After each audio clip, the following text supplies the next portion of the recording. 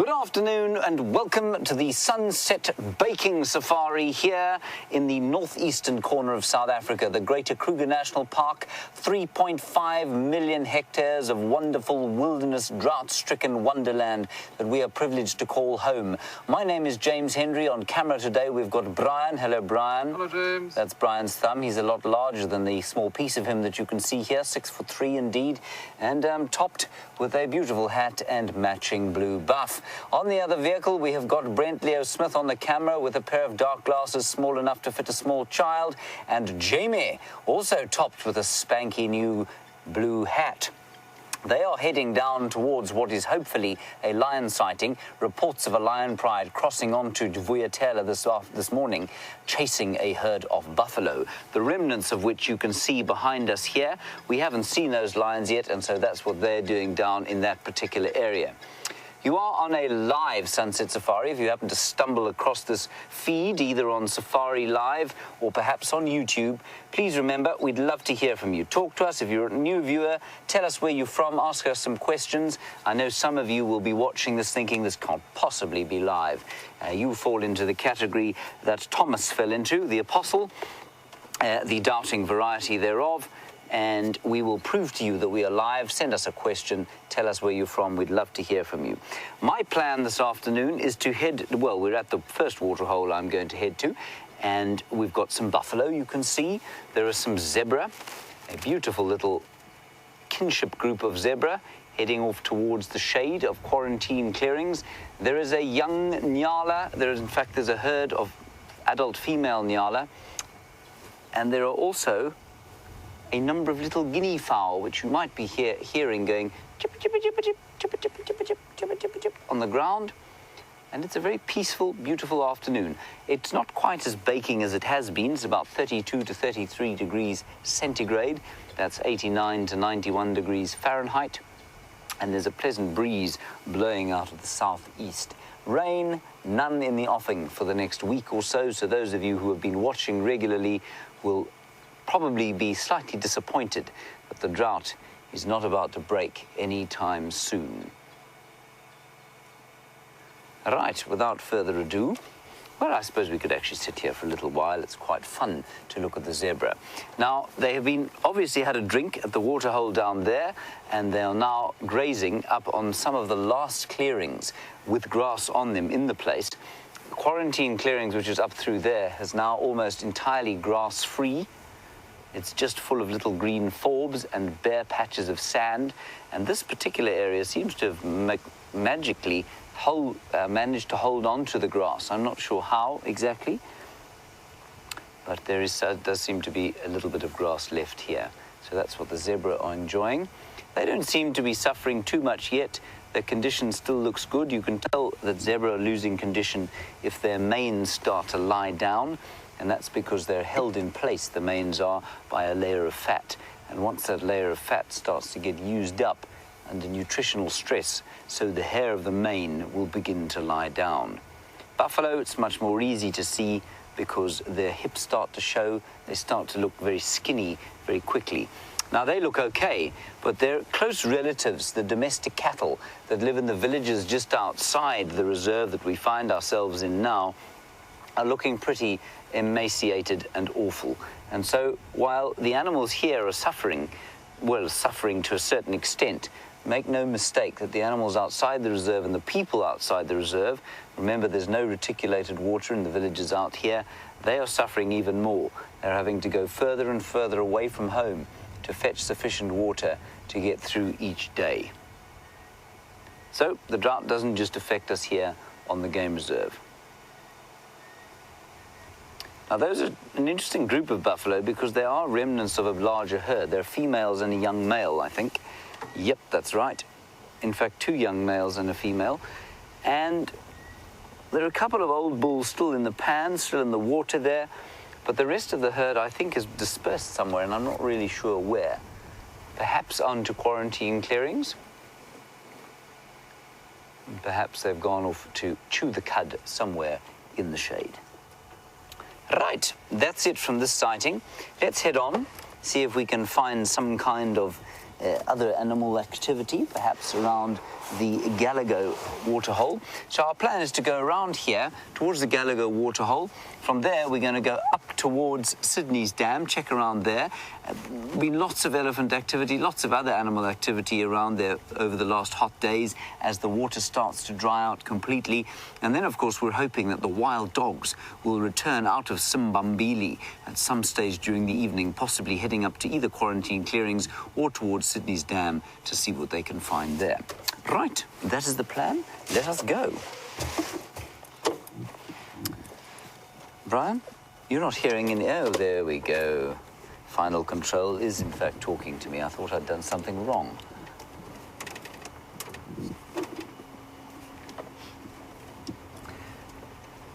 Hello, Ernie.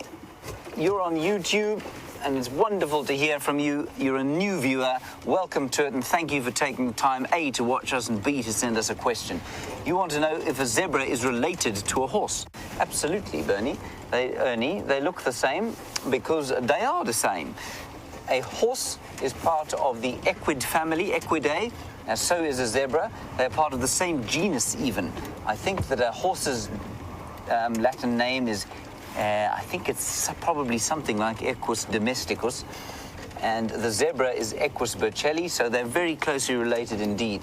They can't interbreed, as far as I know, or they can, but they produce an infertile offspring, just like they would, just like a mule, for example. So very closely related to horses and donkeys. Thank you, Ernie, for your question. Send through some more if you like. So here we are at the pan.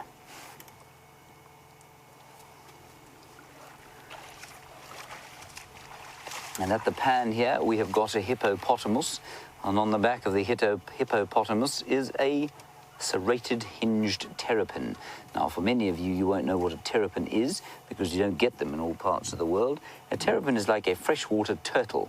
And I know lots of you watching in the States, and what you would refer to as a turtle, we would only refer to as a sea-dwelling chelonid or shelled animal. In a freshwater version, we'd call a terrapin, and then the land-dwelling versions are called tortoises. That's what we'd call tortoises. And also in the pan, the old buffalo bulls no longer interested in trying to fight for mating opportunities in the herd. They've retired, they're on pension, and they just spend their days here at the bar, drinking what is probably a very sort of, well, an acquired taste if you're drinking the kind of soup that is being made soupish by the buffalo dung and the hippo dung over the last few months. Okay. Oh, quick question, sorry. We had a question, sorry, just looking there. Ah, yes. Tony, you wanted to know about fatalities in the Kruger National Park as a result of the drought.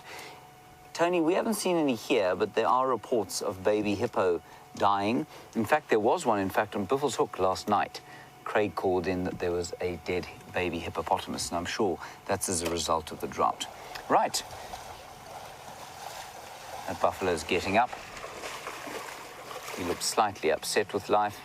I'm not surprised. He looks to have a particularly swollen scrotum, and that is, of course, enough to put a frown on anyone's face.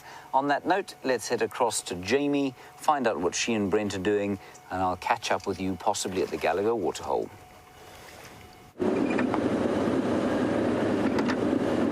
Greetings and salutations, one and all, and welcome to our part of the Sunset Safari. My name is Jamie, and once again I have Brent Leo Smith on camera with me this afternoon, and we're looking this afternoon for lions. We got a report from one of the Simbambili guides that they had tracks crossing into Djuma from the Gowrie Main Triple M, so the southwestern corner of Djuma, onto this sort of area. And it looked as though they were chasing buffalo now. Having had that conversation and that little quiz yesterday about the road grader and the tracks that it leaves and smoothing out the road, unfortunately,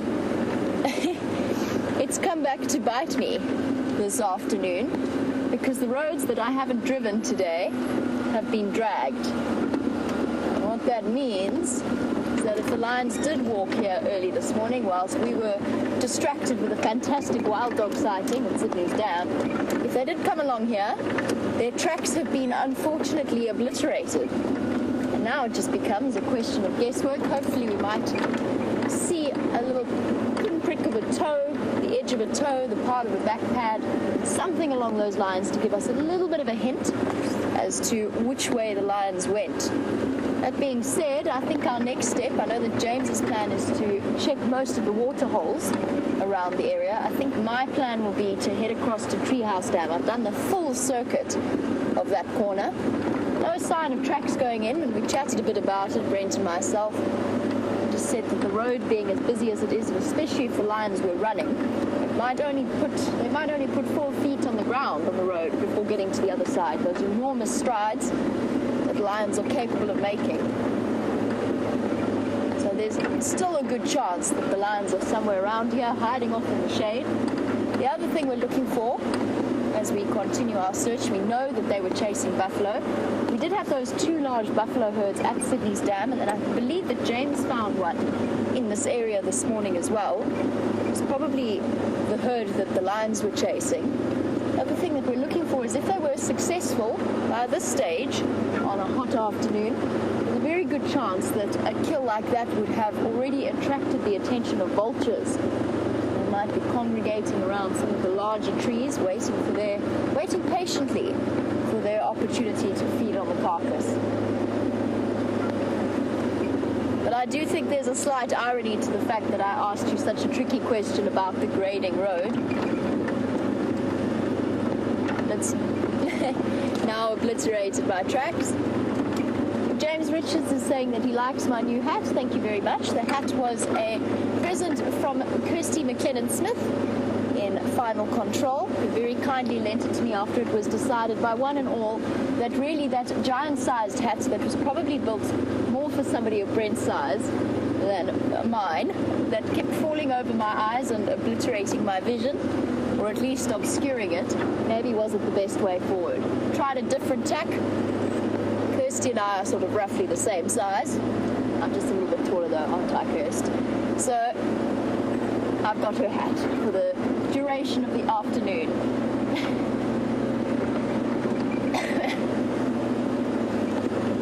I wonder where these lions have gone. It's also got just on the subject of this hat, and thank you, Kirsty, got the added advantage of being dark, which really does help to absorb the glare of the afternoon sun. And I've noticed, I'm not sure what it is about this particular summer. I don't know if it's because the vegetation is so reduced, the leaves are less dense, or if there's less grass so the earth is reflecting it back. I don't know what it is about this summer, but I've never experienced glare as I have here at this particular time of this particular year. I think it must be that. I think it's the lack of vegetation and the extra sand covering, or at least less grass obscuring it, and this dust is the soil is quite light in color, and it bounces back the sun. Nice to have a dark hat on to reduce some of those effects. And of course, that's a tactic not just utilized by human beings. Sports stars will pull those dark stripes underneath their cheeks or on their cheekbones. Something that our diurnal predators also do. So the tears of a cheetah, those dark stripes that run from the corner of the eyes down towards the mouth, those are serving exactly the same purpose as my dark hat is serving now.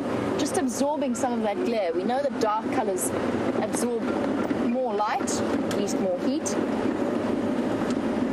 Oh, dust. This road has definitely been beautifully graded.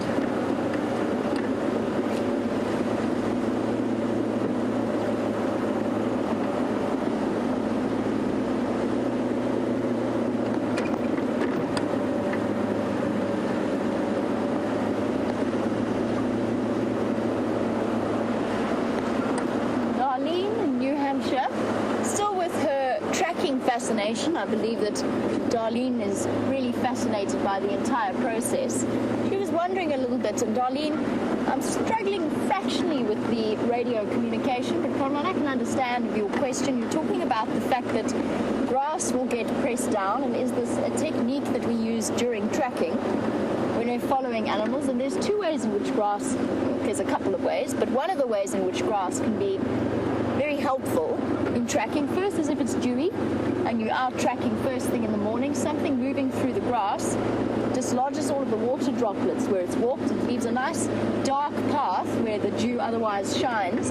That, of course, is when there is grass that's sort of higher than about this big, which we haven't really had this season. And usually these areas, particularly around the seaplines, and even, for example, Quarantine, would have had patches of grass that could easily be knee-high, if not waist-high in places. It's just not quite the way things have panned out this year. And then, Darlene, yes, you can occasionally see imprints. It's usually the heavier animals that will leave the clearest imprints of where they've walked along the grass. And they might, if they've been bathing in mud or walking through mud, they might leave a little bit of those tracks on the grass as well. But you have to be hot on the track, hot on fresh tracks to be able to spot that. Sometimes grass springs back fairly quickly in the summer months when it's got plenty of water content or high water content and high elasticity.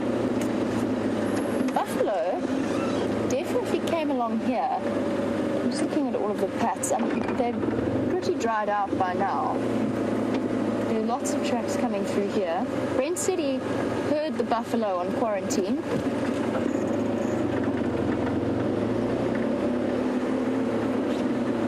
Just trying to basically guess which way the lions have gone. I'm hoping they might have, if they had a long and unsuccessful chase of buffalo, they might have flopped down near Treehouse Dam for a drink and a bit of shade and rest.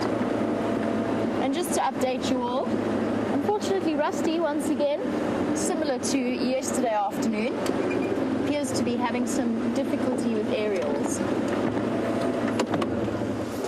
Hello, Stembookie. I saw these two on our way in. One little female there, closely observing us. Here we go. Round-bellied little thing, and although I don't think you can see him from where Brent is sitting, there's a little male just behind those bushes there. They're very common to find this particular tiny antelope species in pairs. They do mate for life. Most of the time they spend their day foraging alone, but a couple of 100 meters from each other, and since they've got such tiny little territories, they're always within each other's vicinity. Mysterious little creature that, unlike the common duiker or the grey duiker, which is of a similar size and occupies a very similar niche in the environment, one of the only antelope species that buries their dung, or attempts to. I've never seen a fully buried steenbok midden, but they do scratch dirt over it like your domestic cat might do in its litter box. I guess a way of trying to mask its scent. Nobody really has a complete explanation. I don't know if you know of any other explanation for why they bury their dung. Monogamous in that they mate for life, but not necessarily monogamous in that they won't sire or they won't produce any offspring by other males or females.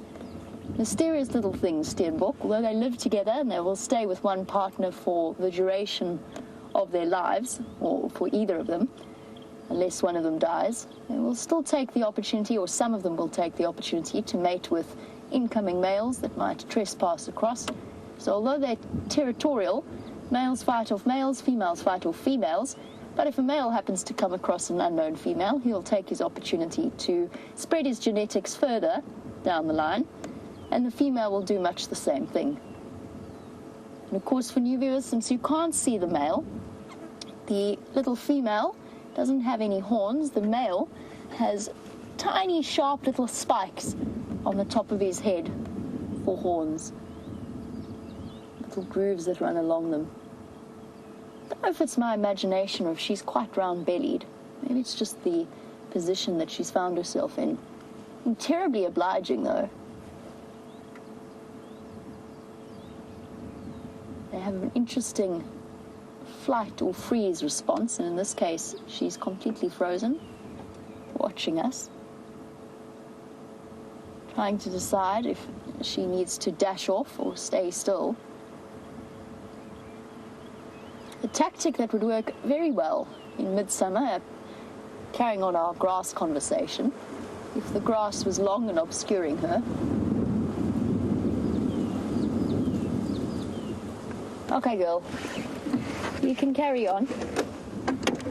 I'll try and creep forward, but I think as soon as I start moving, there's a chance they're going to dash away. Mind you.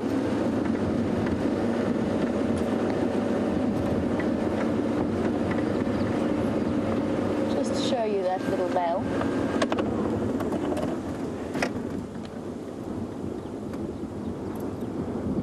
And off he goes. There you go, just a brief view of the little male. And while we track and search and work for the cat sightings that we want to get this afternoon, whether it be leopard or lion, whether it's through tracking or by getting lucky, James wanted to know, why don't we microchip or collar the animals that we're trying to find as a way of monitoring their movements? And it would certainly make life a little bit easier in terms of finding them. James, there are certain animals that are being monitored by scientific groups. They are fitted with radio collars. I don't know of any microchipped animals out here in particular, but I have seen quite a few buffalo herds with radio collars and elephant herds with radio collars. And those, probably you'll find that those collars also send up GPS coordinates at regular intervals. Now, the reason why we don't collar or chip most of the animals around here is, first of all, it's actually quite an expensive process. You need to get a vet out. It involves anesthetizing the animal in order to fit it. And in the case of collars or trackers, they don't last forever. So once you've fitted them, you've got to keep replacing the batteries. It depends on what you're using the collar for, but it can be anything from a year to every 3 years. You still have to find that animal and anesthetize them. It's also got to be done on animals that are not going to be growing necessarily for the most. You do get collars that can expand, but they are much more expensive. So basically it's not worth the cost versus reward in this particular instance. That doesn't mean that their movements aren't monitored or tracked. You know that Panthera records all of the sighting data for all of the lodges, all of the guides, pretty much throughout this area and through most of the Sabi Sands. So they get to build up interesting maps of the distribution and the movements of the animals that move through here.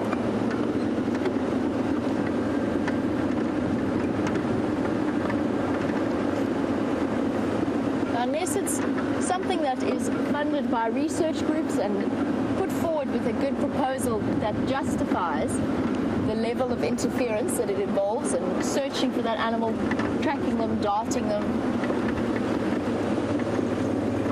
It's generally not something, and certainly there's not enough money in conservation for it to be done for every single animal that we see.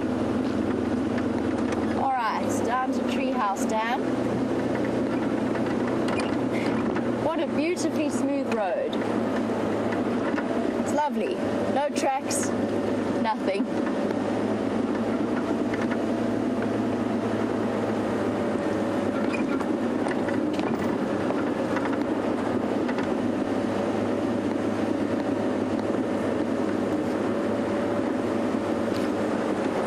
While we keep our eye out for any sign of the lions, including any sign of vultures coming down to rest, taking a chance to have an opportunity to feed once the lions move off, Karen, who is a Zimbabwean living in the UK, Karen would like to know a little bit more about vultures.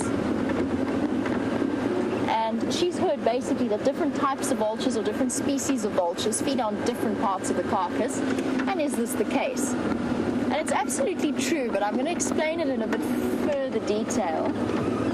Now stop at an impala herd without looking for Nelson, and I'm conceding that name is better. Just no sign of him here though. He often wanders around Treehouse Dam. I haven't seen him in a couple of weeks now. Nelson, for those of you who haven't been on board with us from the beginning, Nelson is a one-horned, one-eyed impala that we've been keeping track of recently. What was it? It was his left horn that was missing. His left horn and his left eye. Because I think... Oh no, that's just a normal impala. No sign of Nelson.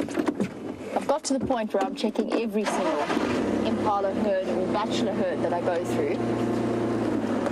Karen, with the vultures, certain vultures are better adapted at feeding from different parts of the carcass. So from the biggest, the lappet-faced vultures within this area that you might see, down then to the white back to the slightly smaller level, and the white-headed, and even on one occasion I've seen a Cape vulture here as well. Those are all fairly similar in size and where they get to feed.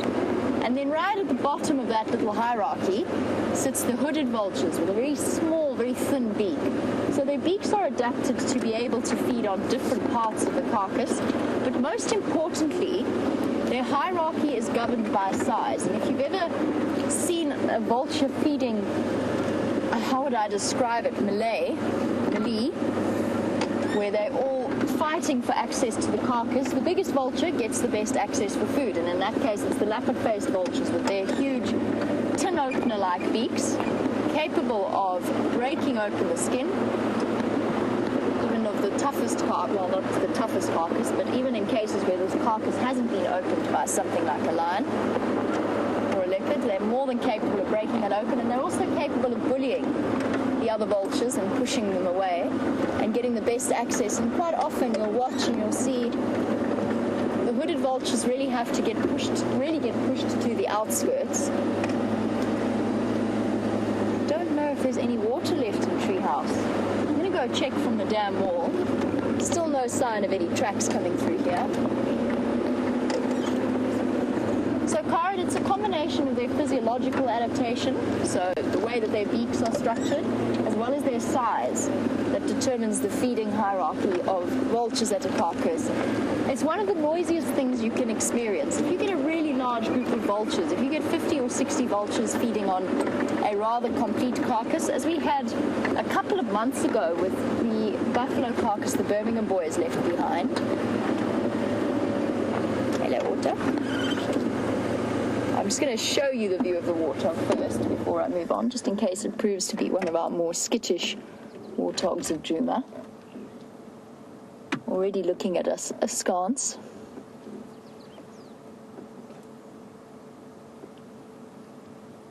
Hello, warthog.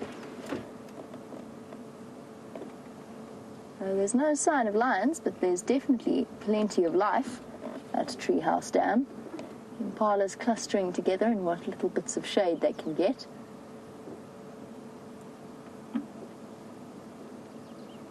Quick scratch and a groom.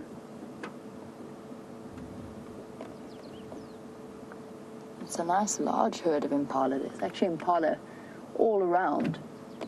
There's at least, I would say, at least 50 of them here.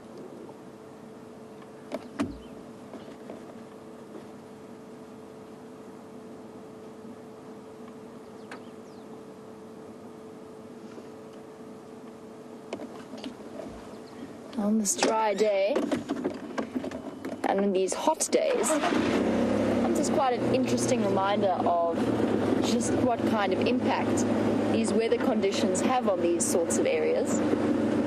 There's one topic that we haven't addressed, I think, for a while. I'm just trying to see if there's any water in there.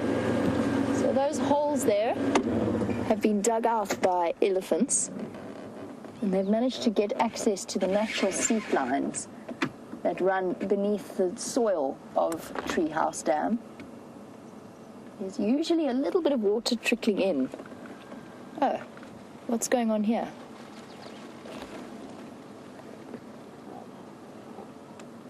I think that might be males causing mischief more than anything else. Deja vu for a second. I know. Well, there are wild dogs somewhere here. Where are the wild dogs? That would be completely unexpected. I think, unfortunately, we might have tapped out that luck once. This morning might be a bit much. Twice in one day. Surely not. Ah. I can hear the sounds of a male pushing his weight around in the impala herd. Where are we? We're in February. There's a couple of late births still happening, which might still be confusing the poor male impala, who mistake pregnancy hormones for estrus hormones and think that they're going to have a mating opportunity. And every now and again they get a little bit too caught up in that excitement and chase the females around. That or something spooked them. Very often with animals that live on alert as often as these guys do, as soon as one antelope, even if it's a francolin or something that stirs in the grass and gives one a fright and starts to run, the rest of them sort of run and ask questions later. They don't really stop to find out why the other antelope is running, which makes sense. If it's a wild dog chase, you don't actually want to spend time looking to see where the wild dogs are. You just run. You just follow your neighbor and hope for the best. The fact that the rest of them are still on the other side of the bank looking fairly relaxed suggests to me that that was just a false alarm. If that had been wild dogs rushing through twice in one day and for the fourth time in 3 days, it would have been a little bit, it would have been bordering on the absurd that we've been that lucky. That being said, there were wild dog tracks on Triple M, wandering backwards and forwards. Okie dokie, where to next? Do we go left? Do we go right? I think we go right. Oh yes, sorry. I got completely distracted by the animals sprinting past us. Hello, pigs.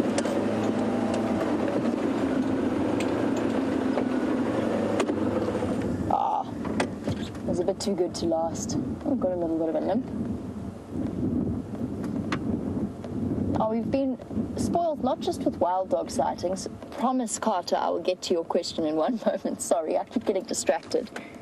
We've had a couple of really nice wild dog sightings, but we've also had some really nice warthog sightings, which is a pleasure because when I first arrived here, warthog sightings were probably rare. Good warthog sightings, where they actually stuck around, were probably rarer than leopard sightings when I first started here. And warthogs generally took one look at us and raced away. So it's nice that we've had a couple of families move in to around the area around Juba that are much more relaxed in the presence of cars.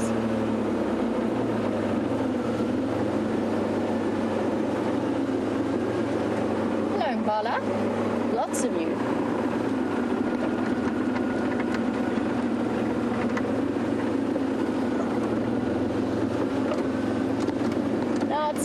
With everything being as dry as it is and with the animals clustered around the water holes, Carter's question makes complete sense to those of you who see this from your perspective. But Carter wants to know, with the conditions being as dry as they are, what are the chances of fire? Do wildfires ever break out, and are any animals ever lost in them? I'm going to preface this by saying that fires in the bush are actually not a bad thing. Not every year, but regular cycles of fire, repeated and it depends on management strategies, but every 5 years, every 7 years, depending on where you are. Essentially, fire is a naturally occurring element. It plays a role in leveling the balance between the grass layer and the woodland layer. So burns do happen, and in certain areas, controlled burns, deliberately set controlled burns happen, but it has to be done at the correct time of year and with the correct approach. At the moment, I think you would seriously struggle to start a fire out here. And the reason I say that is because we've now got to the point in the drought where there's nothing to burn. The ability of a fire to spread is severely diminished. There's no grass, there's no real grass cover for it. I think it would burn itself out very, very rapidly. I think you would struggle to start it without some kind of deliberate propellant. I don't know what you think, Brett. I think it would be almost impossible to start a fire. And that's going to continue until the end, not of this dry season, which is coming up next, but the end of next year's dry season, depending on the rainfall that we get during the summer months, the next year's summer months. Because that is when the drought is not necessarily predicted to end, but certainly we're due to get our next big rains. So if the plant life recovers sufficiently during that time, then we'll be able to start thinking more about fires. Last year, because this drought didn't actually... Hello, Impala, sorry. Good boy, there's just Impala everywhere here. No lions, though.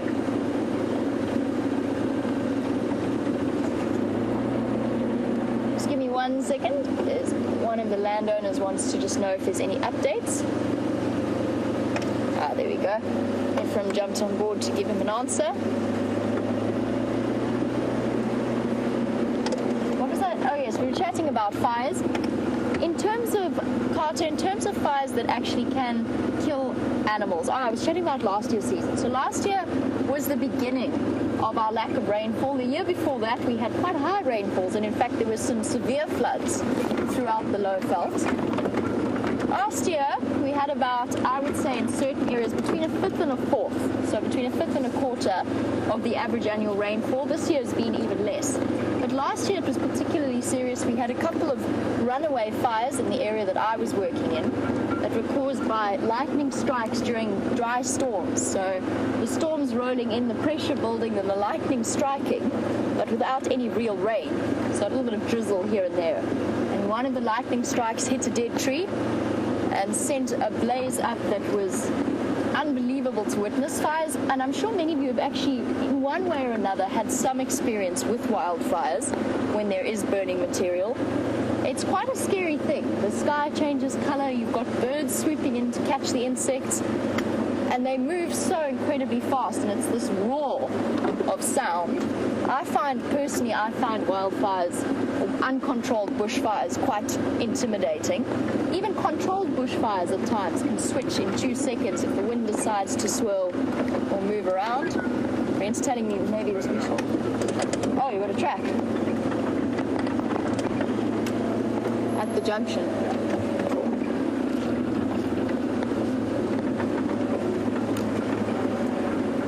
Useful having Brent on the back as well. Not that our regular cameramen are terrible at finding tracks, but naturally Brent has a very practiced eye on board.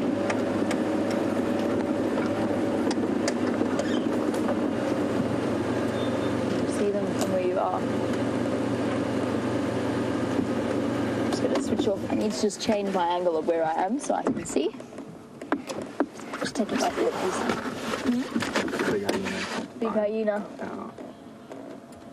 Tricky creatures. There are some enormous hyenas on Juno, with feet almost the size of lioness tracks. And they seem to be everywhere at the moment. Those hyenas are ruling the roost. Find their tracks on every single road on Juma.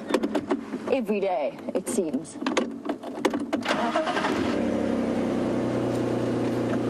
Okay, what do you think, Brent? Gowrie Main or Gowrie Main? That's what I think as well. In terms of animals that die during wildfires, most of them are fast enough to escape. Occasionally, there are terrible instances where, for example, herds of elephants get trapped. Those are fairly unusual instances. Most of the animals will run away. And if it's a fire that's done in the correct way, it gives animals plenty of space to move out of the area and into safer areas. And they know instinctively, and you'll find it very frequently, as soon as you've burnt an area, if there's another area that's going to burn, quite often they make their way back to where the burnt area or where the fire has just passed through. And that's also an important lesson to remember if you're a human being trapped in a bushfire. A fire cannot burn where it's just burnt. And even bushfires that are set or are happening during windy days, windy conditions, even tortoises can actually escape them. If the fire is moving at a sufficiently rapid rate, although the tortoise cannot outrun it, they are able to retract into their shell and the fire passes past them and they're able to survive that. That of course is on condition that it's a rapidly moving fire, not a slow or warm, hot burning fire. There's lots of different techniques and there's lots of studies that have been done into the way in which areas should be burned and should be managed and how often and how to go about it. No sign of these mystery lions. I wonder if these tracks have been dragged.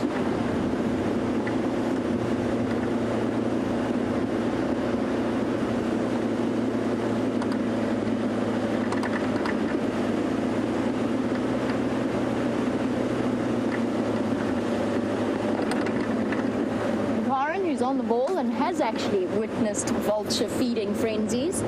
Has also seen 20 vultures. Wow, this wind is quite strong. Has also seen 20 vultures feeding on a carcass with marabou storks involved. Marabou storks, of course, being those very large, quite ugly. I mean, honestly, I generally have a soft spot for most unpleasant-looking creatures, but really marabou storks are just quite ugly. Still fascinating birds and incredible birds to see, powerful. And Karen wants to know, where do they fall within that hierarchy? And I've seen them chase off white-backed vultures before, or chase away white-backed vultures. But I've also seen lappet-faced have serious confrontations with them. So they fall somewhere around the top of the hierarchy, Karen, but not necessarily the top. And now I'm distracted, but I think it's hyena tracks.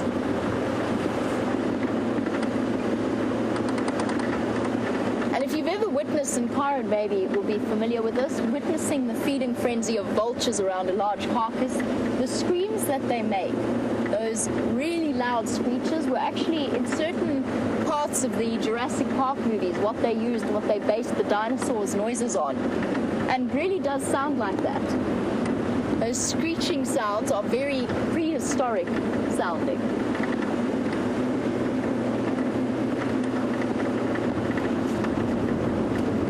Oh, goody.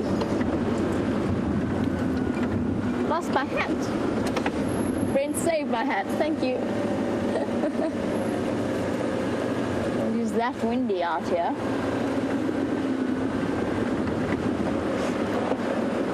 Thank you, Brent.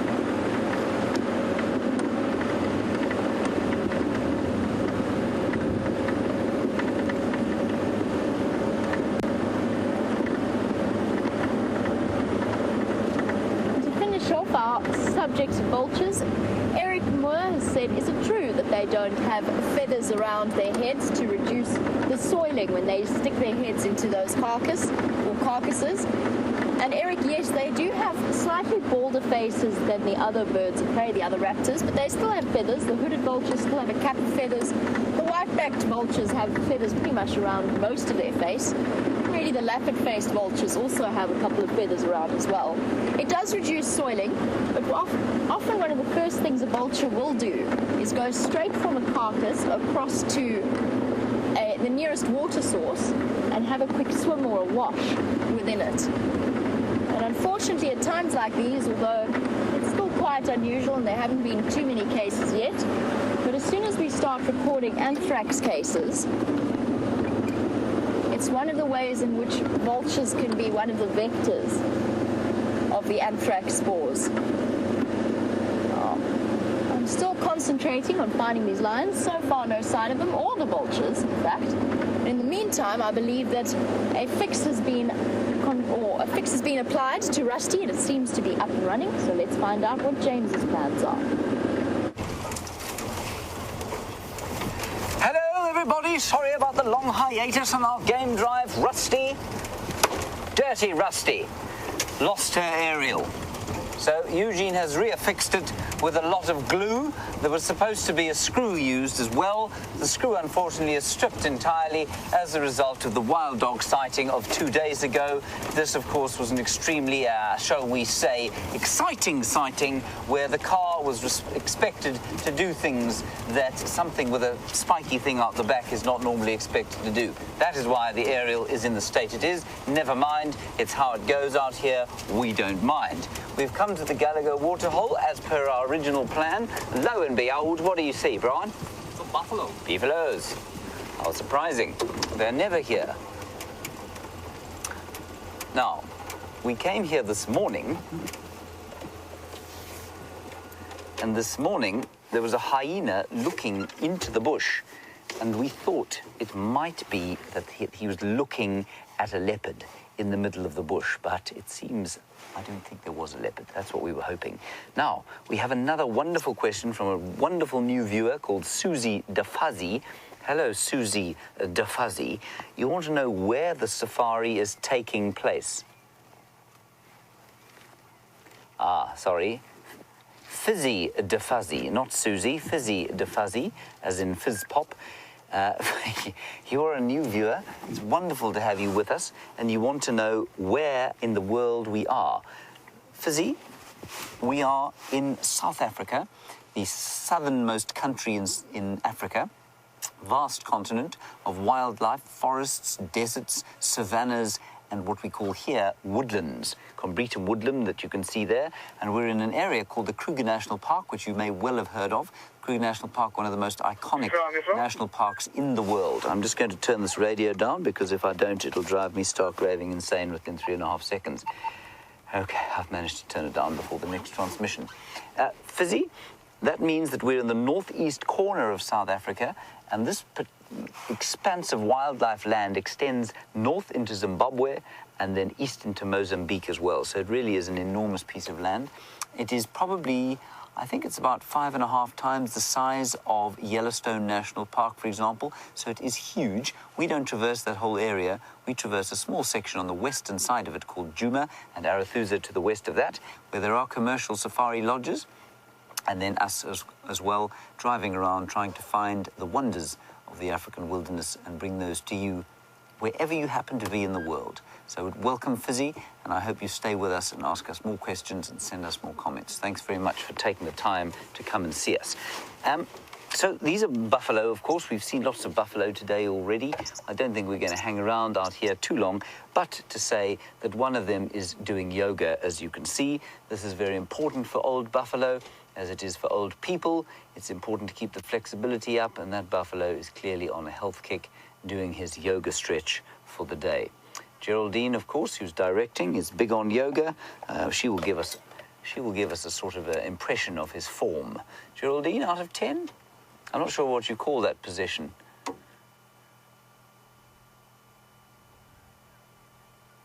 A pigeon pose. He gets 4 out of 10 for his pigeon pose, which I think for a 14-year-old buffalo is not bad going. Well done, old boy. Pigeon pose. Okay, we're not going to hang around here. What I would like to do now is head towards Sydney's Dam. That is a large dam to the north of us, inside Buffelshoek, where we can't really go, but we can see it. And with the super zoom on this camera, basically we can find a tick at the far end of the dam. I'm hoping we're going to see more than a tick, perhaps some elephants. It's quite a hot day. It's not a very hot day at all, but the animals will need to drink, especially, remember, as every day that we don't get rain, the leaves on the trees and in the grass, of course, have less and less moisture in them, and that means that there's more and more need for the browsers and grazers of the area to drink. So that is our plan from here. I believe that Jamie and Brenty have not managed to see the lions just yet.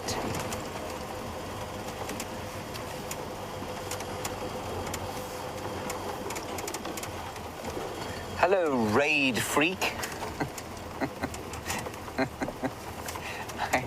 I'm sorry, I cannot keep a straight face when saying some of these Twitter handles. I think that's wonderful. Raid freak.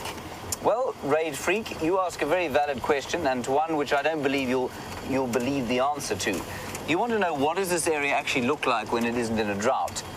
You won't believe how green it is. If I ask Brian to just pan off into the left here, that kind of area, you would probably see less than 10% of the depth that you're seeing now, because there'd be so many thick trees full of thick, verdant green leaves. The ground would be covered with grass, long green grass. And you'd probably also find that as we look forward, you can see obviously a blindingly bright sky in front of us. That would be a much deeper blue, and normally on an afternoon like this, a summer February afternoon, what we'd find is that there were clouds building in the west, and the hope of a thunderstorm in the afternoon would be in the offing. Now, that, of course, is just not happening at the moment, and that's part, apparently, of El Niño, which is a weather system beyond the comprehension of my small brain. And there's a brilliant idea here from Jerry. She says, if you have any screenshots of the summer, say around, well, as early as you can from last year, so January or February last year, if you've got any screenshots saved on your machines, tweet them through #SafariLIVE and show those of our new viewers who've never seen it green what it looks like. You won't believe the difference. It really is quite astonishing. And Raid Freak, I think you also asked what level of water the level of water normally is. Well, I can only tell you how much rain we get. We get up to 600 millimeters a year. That's about 24 inches of rain. It varies sort of between 450 millimeters, which is in, I'm just trying to work it out exactly. So 12 plus 6, it's 18 to 24 inches is the kind of average that we'd get around here.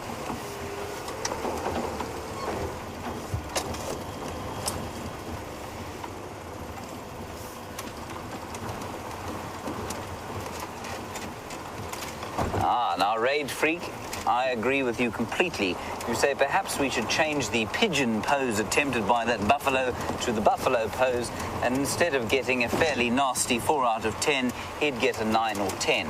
I think that buffalo would definitely get a 9 out of 10 for the buffalo pose. I wouldn't attempt the pigeon pose. I think it would hurt a great deal. I'm going to ask Geraldine to demonstrate the pigeon pose to us when I get back from drive.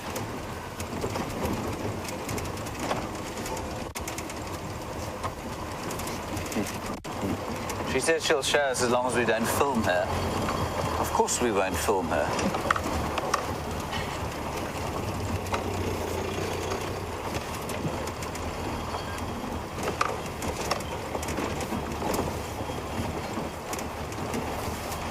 Now, Wolfie, you are in London. Hello, Wolfie. You want to know, should a buffalo decide that it doesn't like you and you're on foot and it charges you, what should you do? Well, Wolfie, with a buffalo, normally what I want to just reiterate here is, and I mean, I'm assuming your question is coming from the point of view that you probably heard that buffalo are extremely dangerous, which I don't believe necessarily to be the truth. I don't believe any animal out here is inherently dangerous. There are plenty of animals that are potentially dangerous, and the buffalo falls into that category. And were you to threaten a buffalo to the extent that it felt like it could not move away from you, that it was cornered and there was no other way for it to get away from you other than to charge you, your only course of action then, Wolfie, would be to climb a tree. And if you couldn't do that, then you'd have to try and stand your ground and shout. And with any luck, the buffalo will stop. But with a charging buffalo bull, the best thing to do is get at a bit of height. They're not very tall, so you get up a tree and you'd normally be okay. But I just want to reiterate the chances of that happening. I mean, I was tracking the other day and we were not paying particular attention. And the buffalo stood up in front of us, probably, you see where that greenish bush is just in front there? He stood up, we were sitting where I am now. That's at a distance of about 10 to 15 meters, in feet 45 to say 50 feet. And he stood up in front of us and he went, looked up, there he was, and he was surprised because he'd probably been lying there watching us coming for some time. And instead of kind of waiting for us and then getting up and chasing us, he basically said, "What are you doing? Are you mad? Go away." And that's what we did. We backed off. We did actually go up a small fallen down tree just in case he decided to push through, but he didn't. He just walked off eventually. And so that's generally what a buffalo will do if you see it on foot. So thank you, Wolfie, for your question. I'm always intrigued by questions like that because I think it's very important for people to understand that I think there are a lot of misconceptions about living out here, living in the wild, and while it is a very wild place, there's always the chance that something can go wrong. You could walk into an elephant by mistake. You could step on, if you're walking around at night, you've got to be quite careful that there are no lions or hyenas or leopards around the place. If you were walking around at night, you try and avoid doing that sort of thing. So you do have to be careful, but this is not a dreadfully dangerous environment to be in. I don't believe it to be any more dangerous than living in a big city. And there are thousands of people or thousands of safari guides around the continent with very short khaki shorts on their legs and enormous knives in their belts, like sort of Excalibur. And you see this quintessential thing where the guests get out of the plane on the airstrip to be met by this great broad short, brawny fellow with his shirt undone to here, his great big knife in his belt and his tiny short shorts. And he says, "Oh, wait, let me just check the surrounds for danger." And he looks around like this. And he says, "Okay, come, climb on the vehicle, but keep an eye out for what's going on here. It's very dangerous out here." And that's kind of been built up as the way things are out here. It's just not the same. And I think we're thankfully moving away from that, but I still see guides like that around the place. This is a place of wilderness. It's a place of primal connection with the earth. It's not and it's a place of wilderness adventure, but it's not a place of extreme adrenaline sports. I hope I've made myself kind of understood there. Right, we're now on the northern boundary of the reserve. We're heading now in a westerly direction towards the mountains of the Drakensberg in the far distance, which you may be able to see. And Sydney's Dam is just up ahead and to the north, which is to the right-hand side of your screen.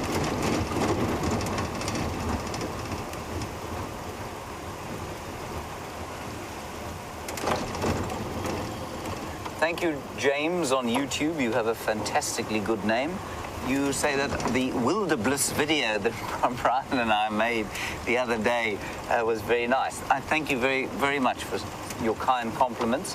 What we do sometimes on a quiet drive while, if you're off with Jamie or Brent or Scott, Brian and I will say film something quickly, and then we'll layer on a track to this incredible app on the phone. And then you could layer it all together, and within half an hour you can produce a little video. And so that's what we like to do on a quiet day's drive. Right, we're approaching Sydney's Dam now. You can see the clouds building over the western horizon there, and in a normal summer's day they'd get much bigger. Virginia on Twitter, just before we approach Sydney's Dam, I just want to look at these little birds. There they are. They're called kievits, or crowned lapwings. Their Afrikaans name is kievit, and if they call for you,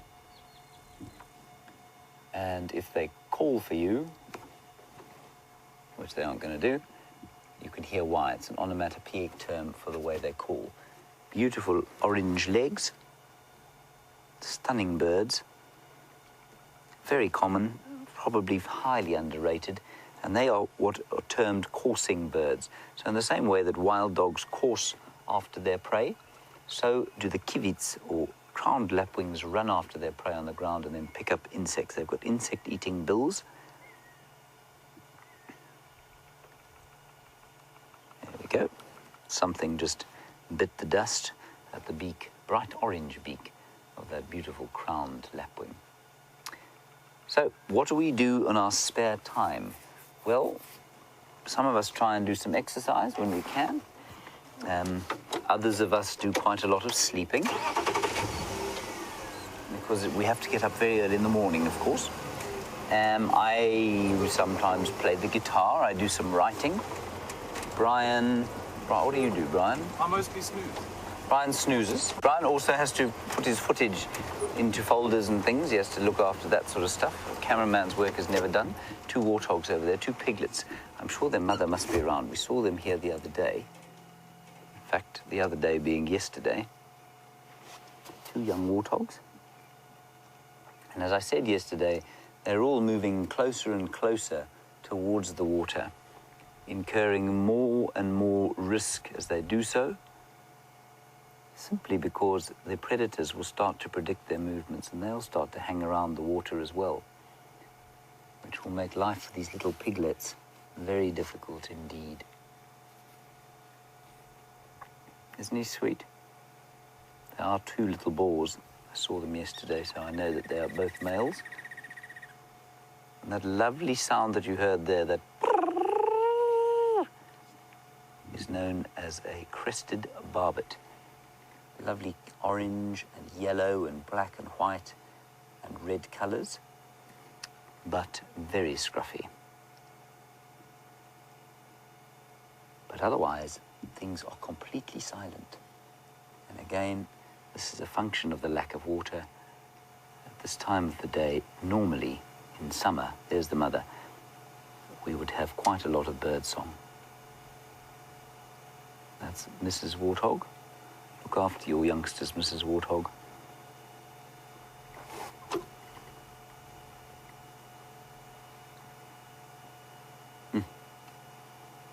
No, look. They're just too sweet. And they get taken out quite a lot, you know. I hate watching a warthog baby getting killed. I don't really enjoy anything getting killed, but I guess the animals out here have to eat.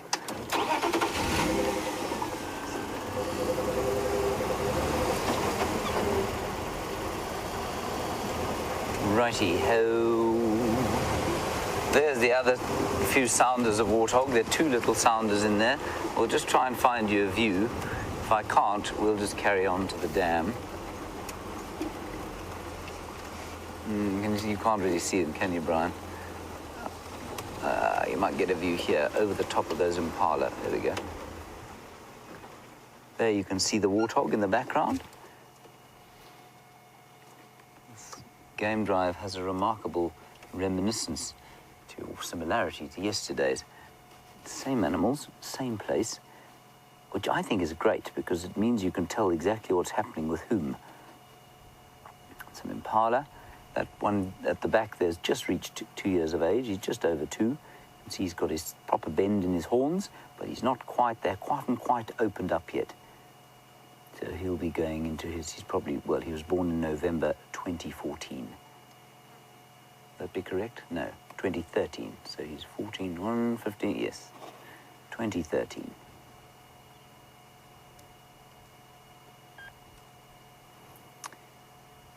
Jennifer, a very nice question. You've noticed that the warthogs are grazing on their front knees. Now remember, we had a long discussion yesterday about what that joint actually is. The equivalent of your wrist joint, but we'll call it a knee for now. They are the only animals that I know of that graze on their knees, except perhaps some of the other pigs. We get one other pig out here, although I've never seen it here. It's called a bush pig, and I imagine that the bush pigs can probably do that too. Although they're not predominantly grazers. Well, they do graze, but they're not predominantly grazers. They're omnivorous. They'll eat quite a lot of meat. Basically like your standard issue pig, which will eat anything you give to it. We all have friends like that, don't we, Brian?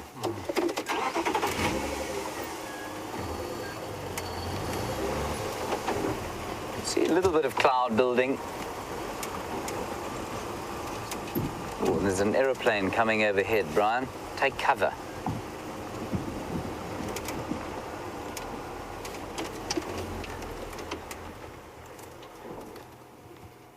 I always like to watch airplanes going overhead over the bush like this, simply because it gives one a feeling of the romance of an area like this.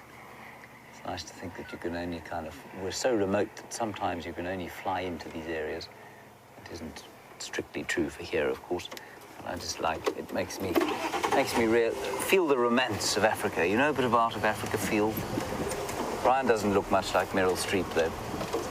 I don't look much like Robert Redford, Brian. Don't worry about it.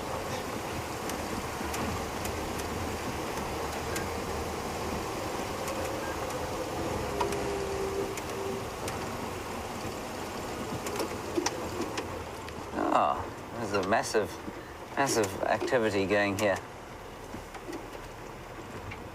Right, there's absolutely nothing going on here at Sydney's Dam for the first time in about 4 weeks, possibly because I'm here. When Jamie comes here, wild dogs appear on tap, elephants appear, everything appears.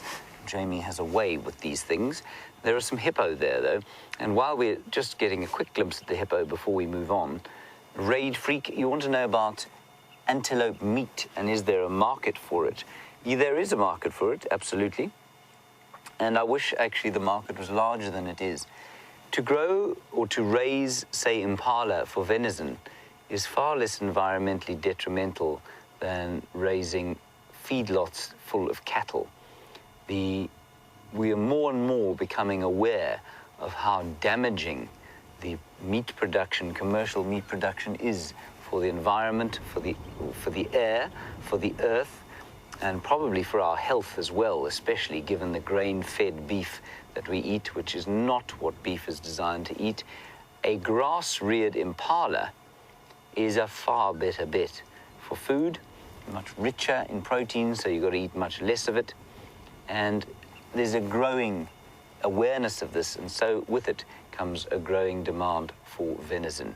Not in this area, of course. You can't come into an area like this and start hunting what you want to eat, but certainly there are commercial farms around the place that are raising impala and kudu and other animals like that for consumption by human beings. Right, I think we'll move on from here, Brian.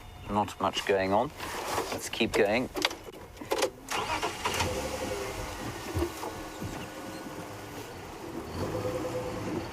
Now, we have an inquiry from someone on Twitter who I cannot look in the eye and say her name without start giggling. Your name is Anne Antelope. Anne T. Lope.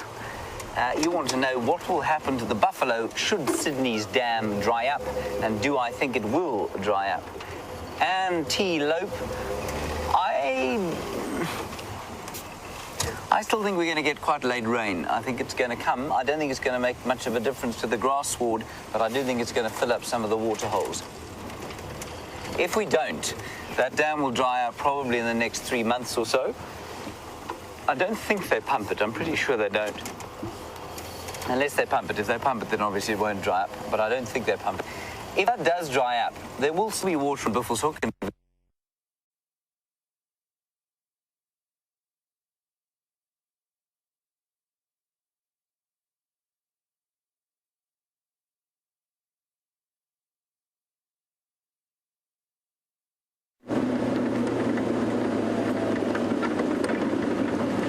And we lost James there for a moment.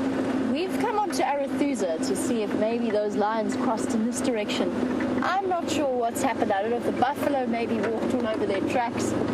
I don't know where those tracks went, or maybe they just got obliterated by the grading machine. But I haven't seen any sign of the lions coming Quite through. nice. Which grading machine. Tires. I showed them yesterday. Okay. I showed them yesterday after our grading quiz, after I tested them on a very mean track, and we stopped by after a crash cut. I was right outside DRC, so I thought maybe I'd just show them what I mean by a grading machine. 2 tires strung together at the back of a metal bar, I think, might have been a more accurate approach. All of these buffalo are going towards... For those of you who are watching the Arethusa Dam camera some point during the day, did you see any signs of large buffalo herds coming through? I'm just curious. I'd love to hear from you. Let me know if you did. Maybe those lions stuck behind them. Now I've got a really itchy foot. Bitten by one of those stable flies.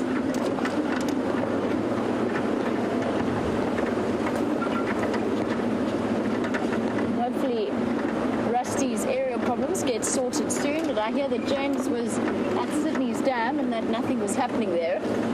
And I've just been purely lucky. That is all it has been. I've just been at Sydney's dam at the right place at the right time. The wild dogs, just to give you an update, are somewhere on Simbambili. I've heard them called in. I'm not exactly sure where. So my next plan of action, or plan of attack, will be to drive up along the western boundary of Arethusa, along the Murakeni drainage line. See what we can spot from there. Drive all the way up to Simbambili on that side. I did hear tales of an elephant herd somewhere on this road.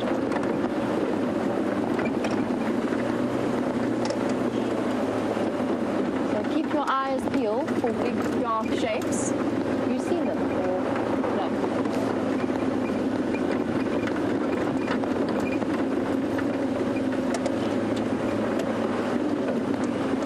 Just doing a loop along the drainage lines. I was wondering whether they might have wandered along through down this way. There we go. Got him.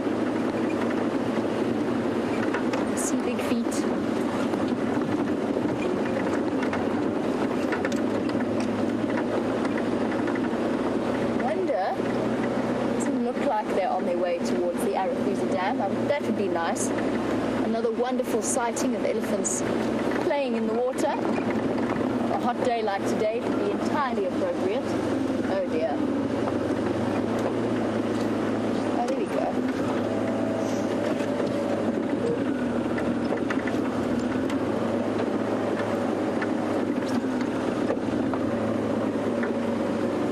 Some space.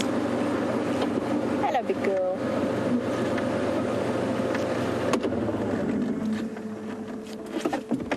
How's it, girl? It's all right.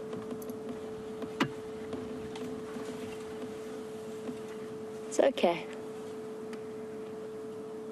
Wondering, it looks like away from the Arathusa Dam camera, which might give us a little bit of a head shake, might raise her ears at us. Hello, girlie. It's all right. Here you go. No problem.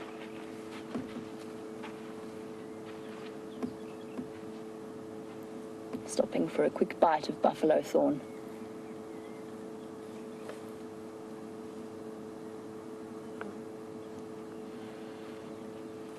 Most of them moving away from the Arathusa Dam. I guess they've already had their drink for the afternoon.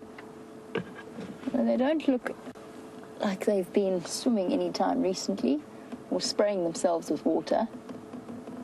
The rest of the herd has wandered through into this block.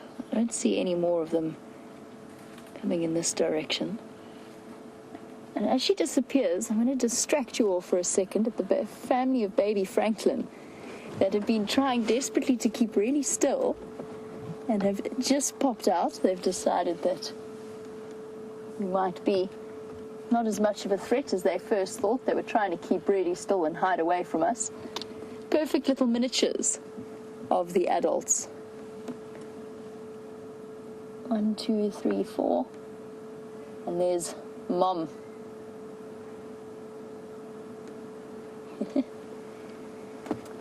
That was a nice little surprise.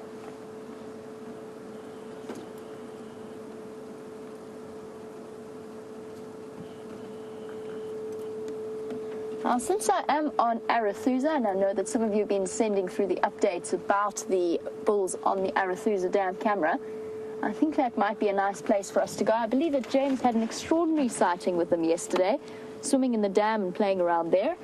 I think that we should make our way there, since our elephant herd has moved into quite dense vegetation. We'll leave our baby Franklins for now and go and investigate. Probably the quickest way to do that is to go back the way that we've just come.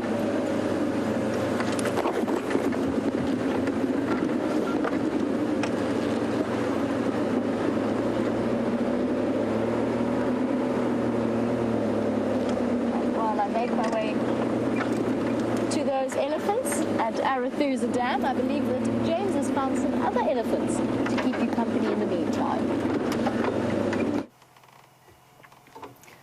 I thought we'd found the first elephants of the day, but we haven't. Apparently, Jamie found one. Of course, she did found one before me. Now she's going to a couple more at Arathusa. Anyway, it's a small herd here. Most of them about to head onto Simbambili, which is just the other side there. But there's another one coming this way here. Beautiful elephant.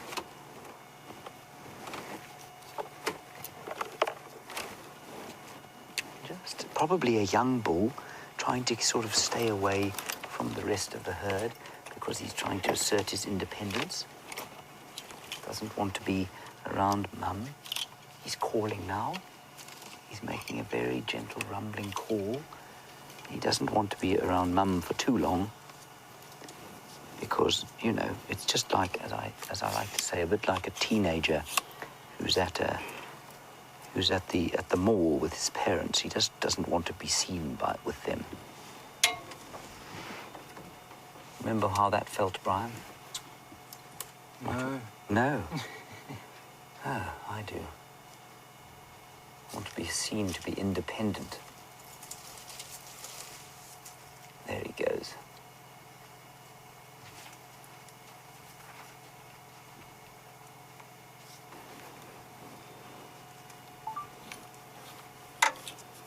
And thank you so many for all of you, the many of you who have shared your green season photographs or screenshots of Juma in more verdant times. Thank you so much for sharing those with us and with the other viewers on Twitter. I think that'll give you a great idea of what this place can look like. I'm just going to nip around here and get a nice view. That's not a bull, that's a young cow, and she looks almost pregnant. I don't suppose you can be almost pregnant, can you, Brian? Potentially. You're kind of pregnant or not, really. It's a bit like being dead. Anyway, she's a young cow who's pregnant, and what I'm just interested by is her age. I think she's a real youngster as she comes here. There she comes.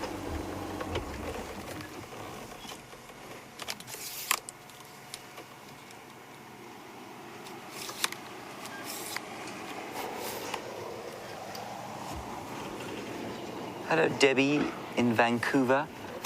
This elephant herd is very relaxed, and you wondering if the elephants are being a bit more cranky, perhaps they're not around vehicles as much as they were, or... No, Debbie, that's not the case. I think the elephants are just as relaxed as normal. And I must just reiterate here that even when they seem relaxed, we are constantly on the lookout for any signs that they might be uncomfortable. Now, this is important because we want to maintain the trust that we've built up over many years of viewing elephants in this area. We're desperate to make sure that the elephants out here feel completely happy with our presence.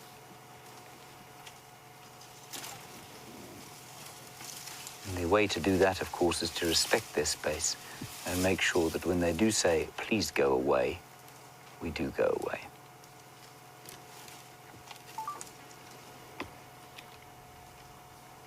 Small herd, 1, 2, 3, 4, just. And the only other herd of 4 that I know of is the one, there's a female, oh, that is her. Is that her? No. A female with a sort of sawn-off trunk.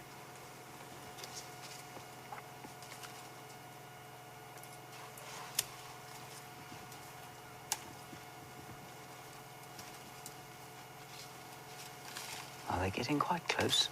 They seem to be very comfortable. They were making a little call to each other. I think the big one was probably calling. She went, oh, and they all sort of started to gather together here. And let's see what happens here. They're just going to walk past us. Beautiful. Beautiful elephant cow. Isn't she lovely? I'm just going to be very quiet now. They're feeding very close by. And I don't want them to get a fright from my voice. Oops, I also don't want to throw things around the car. They're eating Combretum calinum, the variable bush willow. It seems to be very good elephant forage. This is fantastic. She's showing a little bit of discomfort. You see that swinging of the foot? That's a kind of displacement behavior where she's fidgeting because she doesn't feel too comfortable, but she's okay. And if we look behind us, there's another little herd of elephants. That's exact speak of the devil, as it were. That's her with the sawn-off trunk. She's lost the bottom third of her trunk, and that's her little herd. It's my favorite little herd behind us. So we've got a very close-by herd here in front, 4, and then the other little herd behind, that tiny, tiny little baby. I'm not going to start the car now. She's wonderfully comfortable with us, everyone. That is just very special. Beautiful. Here comes the little one now.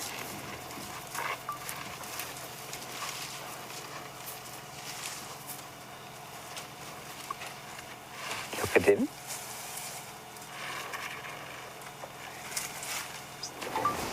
Sorry. Look, he's... Sorry. My head was in shot there. Sorry about that, everyone. Look at him. just smelling us, showing us how big and strong he is. Now the ones behind us are talking to this group, I think. Here comes the young pregnant cow.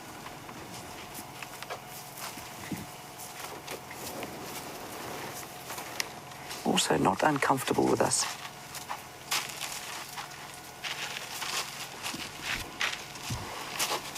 Isn't that wonderful? Now, I still don't want to move, just simply because they're so relaxed at the moment. I think it might just frighten them slightly, but you know what? I'm just going to try and move 90 degrees.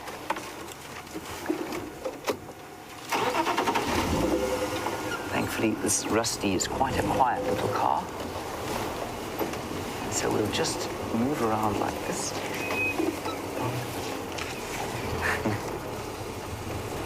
Look at the little one lying down on the ground there. Okay, I'm going to stop here. The little one is playing in the dust. It is just fantastic. And now playing with his siblings. One of those is either a sibling of the mother, or she could be, this is the cut-off trunk female, she could also be the mother of all three of them. I think most likely two of them, and the bigger one being a sibling of hers. Wonderful little herd, commonly seen around here, and that new one is probably only about maybe 3 weeks old. Tiny. And Claire, she was talking to you. You may have heard her going, oh, and then she shook her head like that. That wasn't at the vehicle. It was at the young pregnant cow that I was talking about earlier. She looked at them, obviously said something that they didn't like, and so she shook her head and said, back off. There you can see very clearly now that she's pregnant. You see that great bulge in her stomach, the top underneath her spine there. It's going to be a small elephant very soon, I think.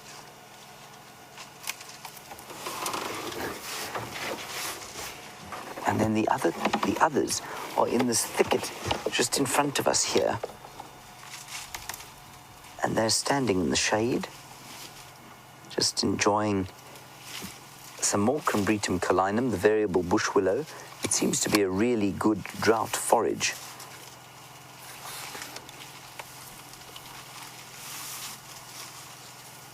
And that little one probably about maybe 14 months old or so. No, not even that. Just under a year. And you can see, even now, at that age, very confident.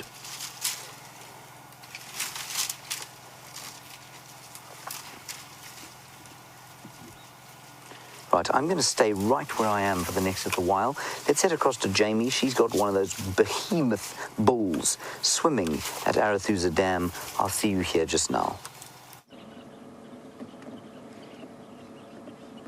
Most likely the 3 behemoth bulls that James had yesterday afternoon, one of which I believe came right up to say hello to him and Andrew. There's one of them who's just gone out of the dam, and then there's 2 bulls on the other side. The one on the right looks particularly large, and there's 1 buffalo that's also enjoying what's left of the Arethusa Dam. I must admit I got quite a shock. I haven't been to the Arethusa Dam in a while, and there's hardly any water. This came as quite a surprise. It's amazing how rapidly what's been left has evaporated. It's still suitable for these lovely bull elephants to come and have a bit of a dip. As I mentioned earlier, or this morning actually, we've started with this drought to see more and more of these big elephant bulls. He's looking, is he going to look for something to eat, or is he going to have a dust bath? Resting his trunk on the ground. And just, well, we have a view of a bird that Karen asked about earlier on in the drive. Just wanted to show you quickly, Karen. You chatted about marabou storks, and I mentioned how incredibly unattractive they are. Well, there's one looking not so unattractive in silhouette, probably because we can't see the clearest detail of its face, perched on James's elephants are doing something interesting. We're live. Elephant there just pushed over that tree. A Ziziphus mucronata tree. I think what she was doing actually is moving it out of the way of the combretum that she's trying to get at. Now what I'm going to do is just move slightly so we can get a better view of the full extent of the number of elephants that we have here.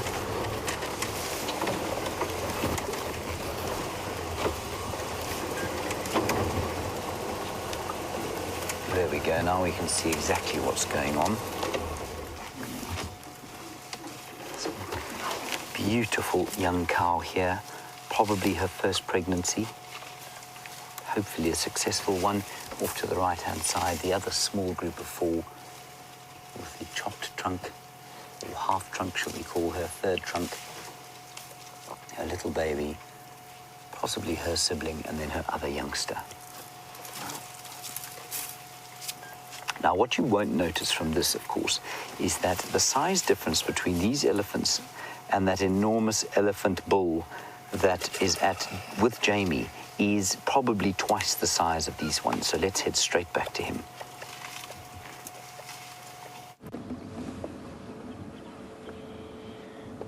Now, Bull is tiptoeing daintily along quite a thin and sloped path, like the edge of the Arethusa Dam wall.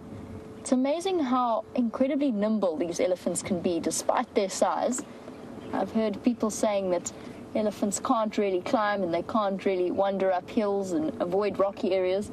I found elephant dung on the most random of places, right up on the top of what we term koppies, little rocky mountainous outcrops. And they wandered their way up there. Essentially, an elephant can get anywhere a human being can get without having to use ropes or climb. But anywhere that we can go on our 2 feet, an elephant will most likely be capable of wandering.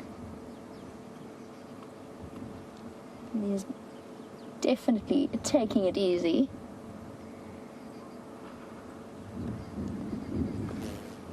And I agree. I have exactly the same fascination that Kay has with the way that elephants walk. The way that they place their feet and the way that spongy cushioning spreads out as the weight comes down. More on their way. Also coming to have a drink. Somewhat tentatively, interestingly. Very slow and tentative approach to the dam. And there is another marabou stalk for Corin. Just chatting about the birds that are scavengers. This one, you can see a little bit more clearly what I meant when I said that they were ugly. I wasn't being horrible. With their bald, look at this elephant looking at the marabou.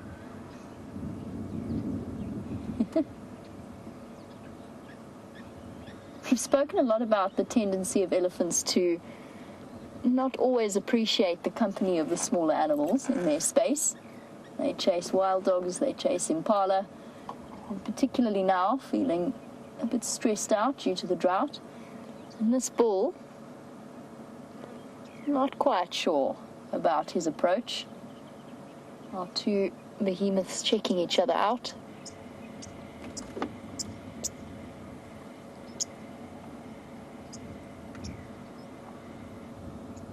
Come on, boy.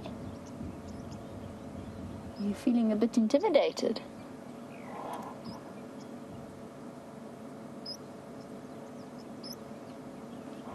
Let's see how this situation plays out. We've reached something of a standoff with one waterbuck wandering straight into the middle.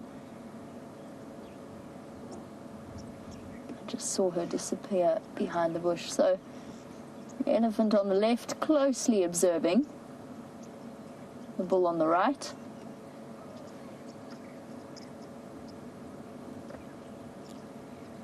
Their social dynamics are incredible to witness.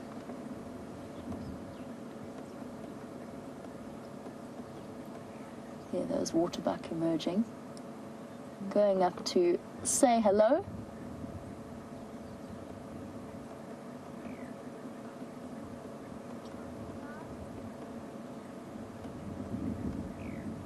Interesting. Very tentative approach between the two of them. And you can be almost certain that they know each other at some point. There goes the marabou flying up to join the other. Well done, Brent. Awesome. Watching the way that they are perched on top of that rather precarious dead tree perch.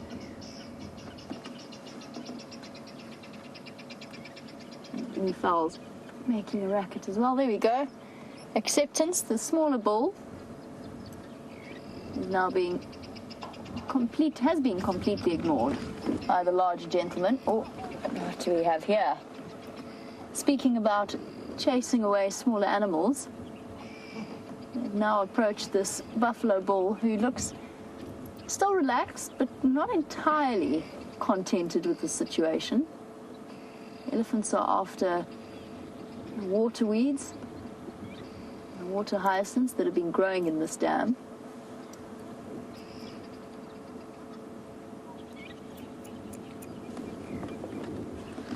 I just want to find out what those guinea fowl are shouting at. They are alarm calling. I did see them earlier when we drove in. It wouldn't be the first time that a leopard has revealed itself to me through the alarm calls of guinea fowl.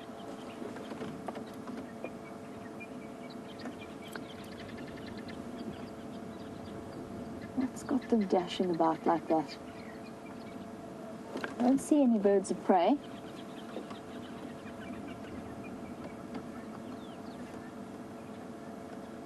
I think that will be my next place to go and investigate. The Egyptian geese just off to the right haven't paid too much attention. Oh, the monkeys are running through. If they've got small chicks, it could be the monkey. Yeah, it could be. That's a very good point. So Brent's raised a good point. That if the guinea fowl, and they should be, there's a very good chance that guinea fowl have babies at the moment, chicks wandering around with them. At that point, monkeys do become a bit more of a threat. A monkey would not tackle. There's more of them now flying onto the dam wall. The Egyptian geese aren't alarm calling. But yes, a monkey wouldn't necessarily take on an adult guinea fowl, but they are certainly, as omnivores, not above tackling a chick and grabbing a chick away from an unsuspecting parent. It is what's happening. The monkeys are chasing them. Distraction all around the dam. That monkey just very briefly chased the guinea fowl away. Whether that's through playfulness or because if they might have babies, the monkeys might choose to target. Oh, it's all happening here. Everything happening at once. The buffalo bull has decided he's not entirely happy with the company he was keeping at the dam. He thought maybe it would be a sensible move, and I agree with him, to wander off to a slightly different patch of mud. Not easy navigation. That mud is incredibly thick and sticky. Now, the fact that I said it was a sensible decision is the answer to the hacker's question. The hacker sent through, will elephants ever attack buffalo? And yes, there are recorded cases, and there have been at least 2 that I can think of that were witnessed and photographed in the last few months of elephants attacking, in one case, a young buffalo bull. In another case, it was a buffalo cow, I believe. And both times, the buffaloes were actually speared and killed in the attack. It's something that we're going to start seeing more and more frequently as animals become under more pressure from the drought and competition for water, for access to water, becomes fairly fierce. And elephants are grumpy. They don't like to share their water sources. Well, they can be grumpy at some point. And I mentioned earlier that they will chase away the little animals like wild dogs and impala, and even waterbuck at times. Look at how this poor buffalo bull is struggling. I can't tell if it's because that mud is so thick and sticky or if it's got a limp as well. I think it's just because that mud is so difficult to navigate through. Shame. Displaced from his afternoon napping area. It's also not unheard of for animals to get stuck in mud like this. Less common with the larger creatures like the buffalo, but even then, it does occur occasionally. Well done, buffalo. Managed to escape the elephants.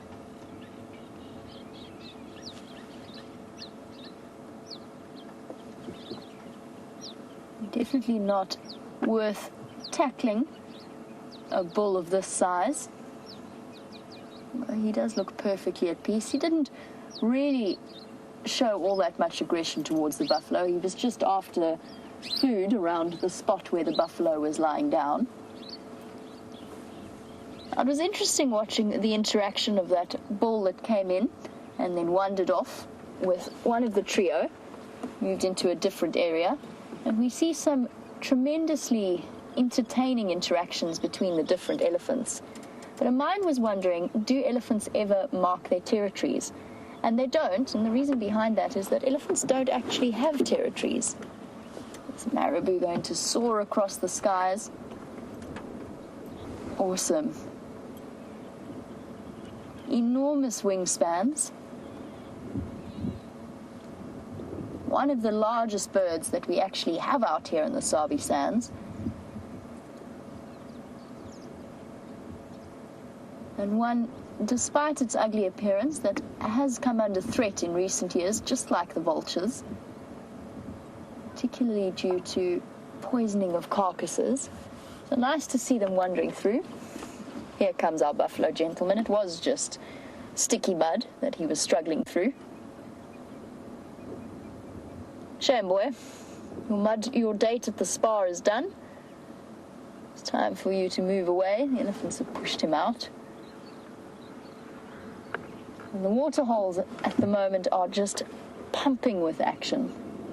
There's even, I thought I saw a bushbuck, but I think it might have moved off. I've seen the nyala that are wandering around. Oh, that one there, yes. I'll just see when it turns. Munching away at the green grass of the seep line.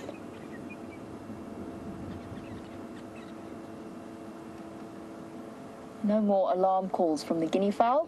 They've relaxed a bit. I think it was definitely the monkeys. The monkeys were tormenting them, chasing them around a bit. Always worthwhile following alarm calls of guinea fowl if you hear them, particularly when they sound incredibly frantic. As I said earlier, they have led me to spectacular leopard sightings before.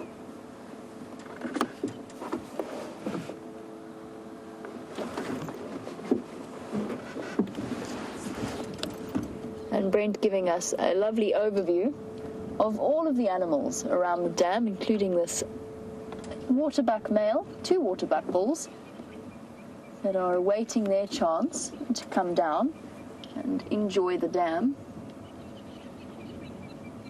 This group of waterbuck, there's a couple of large males and there's quite a few females as well. The females have moved into the denser vegetation, but we see them pretty much every time we come around the Arathusa Dam. 3 males that I counted. They're starting to wander down into the clearing.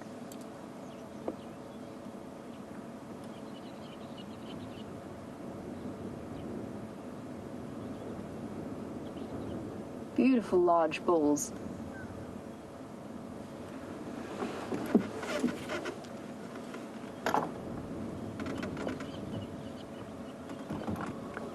Our bulls have had a very relaxed approach to this afternoon's time spent in the dam and in the mud.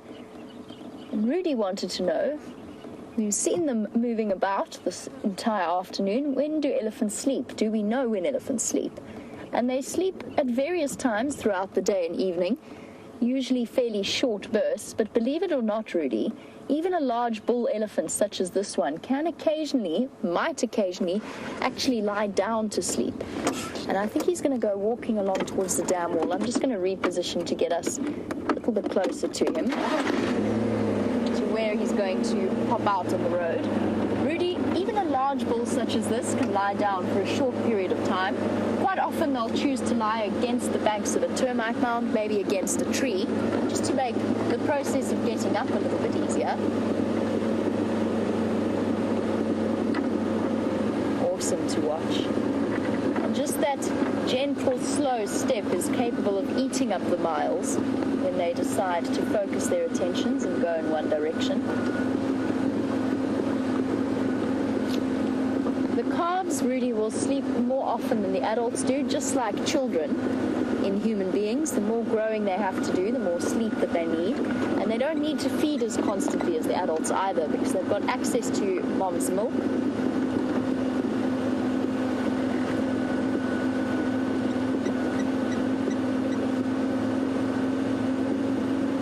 Which way are these Ellies going to decide to go? I think they might even pop onto the dam wall.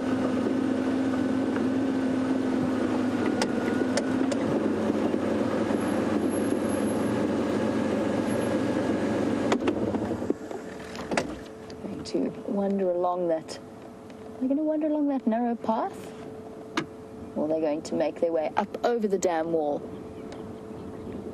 I was talking about, sorry, let me finish off my sentence and my answer to Rudy's question about elephants sleeping. If they're not lying down, they very often doze for a couple of minutes at a time on their feet, and it's very common to see, particularly with large bulls like the one that we have and some of the elephants that we have here, they quite often rest their heads on the fork of a tree or rest their heads against a marula. Very entertaining to watch an elephant in a deep, relaxed state, and they can sleep incredibly well. I've encountered elephants fast asleep in the bush before, whilst on foot, that have not even stirred as I walked past them. They have not even been aware of my presence. There we go, it's swimming time.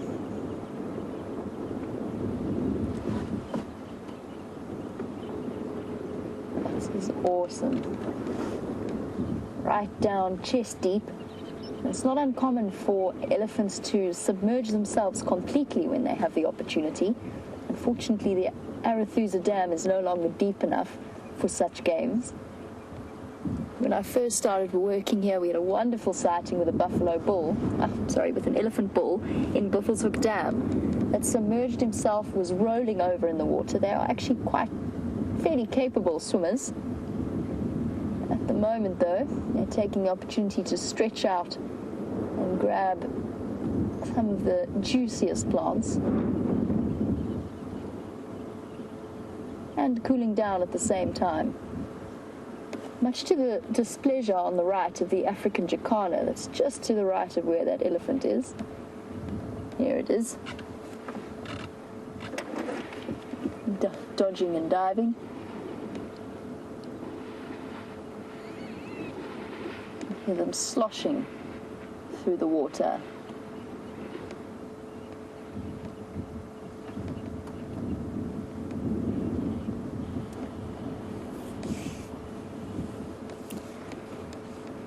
Now, I know that I'm not alone in the fact that I really, truly enjoy a big elephant bull sighting. Kelly, who's watching on Twitter, Kelly was wondering, do I prefer male elephant sighting or female elephant sightings, or is every sighting just a little bit different? I'm trying to think what my best answer for this question is, Kelly. I would say on foot, definitely. There's nothing like a large elephant bull. They tend to be particularly relaxed, far more relaxed than the breeding herds are. You've got less chance of finding yourself with an elephant suddenly behind you or on the side with male elephants, just because they move about generally on their own or in small bachelor groups. So on foot, I would say elephant bulls. And probably if I really had to choose, I guess I'd say in the vehicle I also enjoy elephant bull sightings. The young ones tend to be either playful or entertaining, whilst the more mature gentlemen of 20 and over are beautifully relaxed and very often comfortably come across to the car to investigate and have a look at you. But Kelly, there's also, again, nothing more entertaining than a breeding herd with youngsters, and baby elephants at any age can be hugely entertaining. Waterbuck wandering into the water as well. The rest of the herd is going to be coming down shortly to join him. The first brave trailblazer picking the opposite side of the dam to the elephants.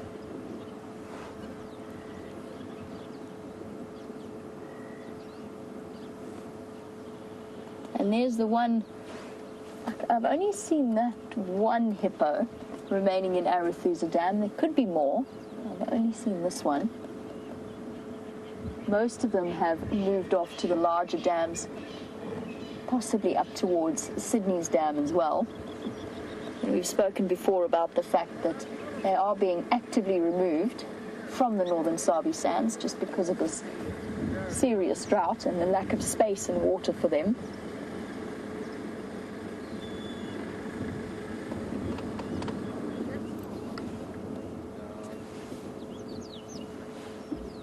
Hello, boys. You can see how the younger bull, the one on the right, the slightly smaller one, has reacted more to our presence, not in a huge way, not in an overly aggressive or nervous way, but he's certainly given us more of a reaction than the older bull that's on the left.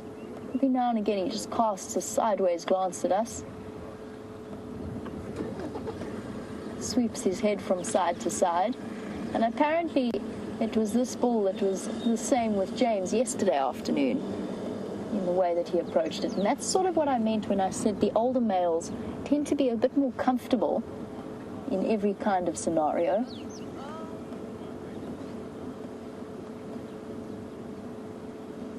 He is gorgeous. That sunken temporal region, I would say 40 plus in terms of age. So he's been there, done that, seen safari vehicles come and go throughout his entire lifetime. All kinds of memories in that brain. Well, personally, I find whenever elephants walk up to the vehicle and they have a good look at you, I always find there's a difference to looking into an elephant's eyes than any other animal. That's just my personal feeling about them. It's definitely something looking back at you. And the waterbuck making their way in. There's even some youngsters, one little calf that's the size of the impala ram that it's feeding next to.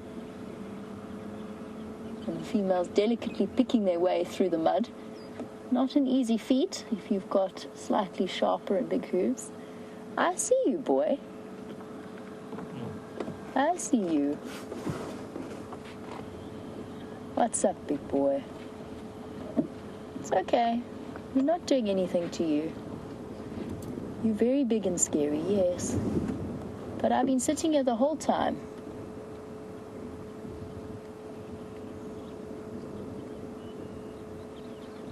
There's no aggression there from that elephant. Just keeping an eye on us.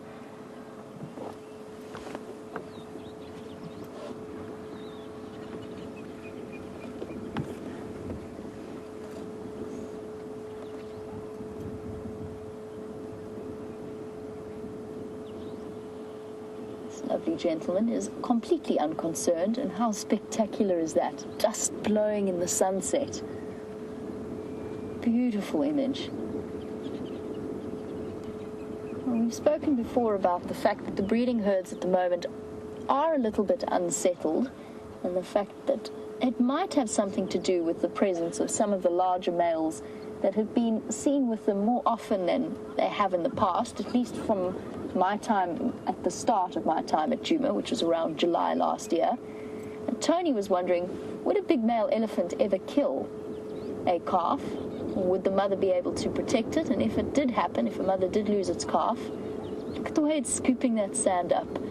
Sorry, Tony, I'll be with you 1 second. It just always fascinates me the way that the multiple uses that they can put their trunks to, including scooping up trunkfuls of sand. The next part of Tony's question was, would an elephant cow come straight back into season, ankle scratch, in the same way a leopard or a lion might do? Hello, boy. He is stunning. He is going to come up a little bit closer to say hello, I think. Again, no aggression. He's just letting me know that he's much bigger than I am. And he is.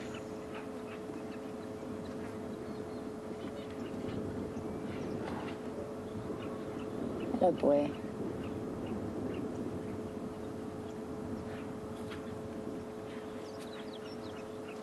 So interesting to see the difference in his tusks in this elephant. The longer, thinner, and pointier left one versus the thicker and more blunt right tusk. A perfect example of the slave and the master tusks. One tusk that is used more frequently than the other. What's interesting about this elephant is it looks as though, judging from the way in which the groove runs along his left-hand tusks, and yes, the right-hand tusk is shorter, it looks as though he breaks plants, which is what causes that groove in the tusk itself, that he breaks plants off with his left tusk, and he probably uses his right tusk more for digging. And we've spoken a lot about elephants being, the possibility of elephants being left and right-handed, and I've suggested in the past that I don't think it is as pronounced in all elephants as we necessarily think it is, but there is definitely a difference for some elephants as to what they use their tusks for. It's interesting how his genetics have given him a thicker right tusk and a thinner left tusk. I just got distracted with him walking across in front of us, but I was in the middle of answering Tony's question about whether or not a male elephant will ever kill a calf. Tony, does happen. It's quite an unusual situation. And again, there's usually some kind of explanation behind it. Very seldom does a calf get crushed. What might happen is where a bull is interested in a female and the calf comes between them, he might decide that he really doesn't appreciate the presence of the calf. That happens with all mammal species that get protective over the female that they're going to be mating with. It does occur, and yes, the female will come back into estrus, not necessarily as fast as one of the cat species. And it's a product of the gap between the estrus cycles. There's a difference between elephants and cats. Cats have a much shorter gap between their estrus cycles if they're not pregnant. And they've also got much shorter gestation periods. But a female, if she does lose her calf for any kind of reason, will start coming back into estrus in the next few months. You can see how he's clearly the dominant in this situation. All the other elephants moving out of his way. Well, Arathusa Dam has, I think, provided us with some spectacular scenes this afternoon, and we have certainly made the most of them. I want to go and investigate the Marakeni drainage line, find out what's happening there. And before I do, just a quick update. I did mention that the wild dogs were on Simbambili, but that I wasn't able to hear exactly where they were. And we'll keep an ear out on the radio, and I'll keep you updated if we hear any chance of them coming back either down into Arathusa or back across to the east towards Djuma and Sydney's Dam. And while I go and investigate that, let's pop over to James for an update. Right, so we've come back to Sydney's Dam. We did a loop around where the wild dogs went into Simbambili. Clearly, Jamie's just got a great update about what they're doing. There is now a giant herd of elephants, and by this time, meantime, I do mean giant, herd of elephants at the dam having a drink. Definitely going to be worth just stopping, having a quick look here as the sun goes behind this lying cloud in front of us. No rain is going to come of it, I can tell. And a herd of buffalo also moving off over the dam wall. They've clearly just had a drink here as well. That's a big herd of elephants for this area. Look at that. That is spectacular.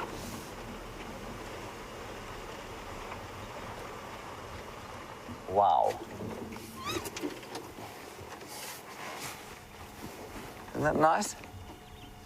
1, 2, 3, 4, 5, 6, 7, 8, 9, 10, 11, 12, 13, 14, 15 or so. It's not that massive, I suppose, but it is quite a big herd. Bigger than the 4 and 4 that we saw recently. Perfect time for them to be having a drink, of course. Perfect time for everybody to having a drink. Just after 6 o'clock or just before 6 o'clock.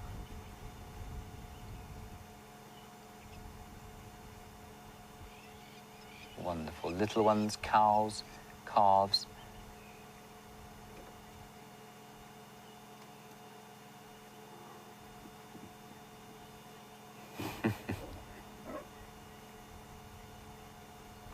Oh, now what are they upset about here? Look how they've turned round. They're facing something. Let's wait right here and see what happens.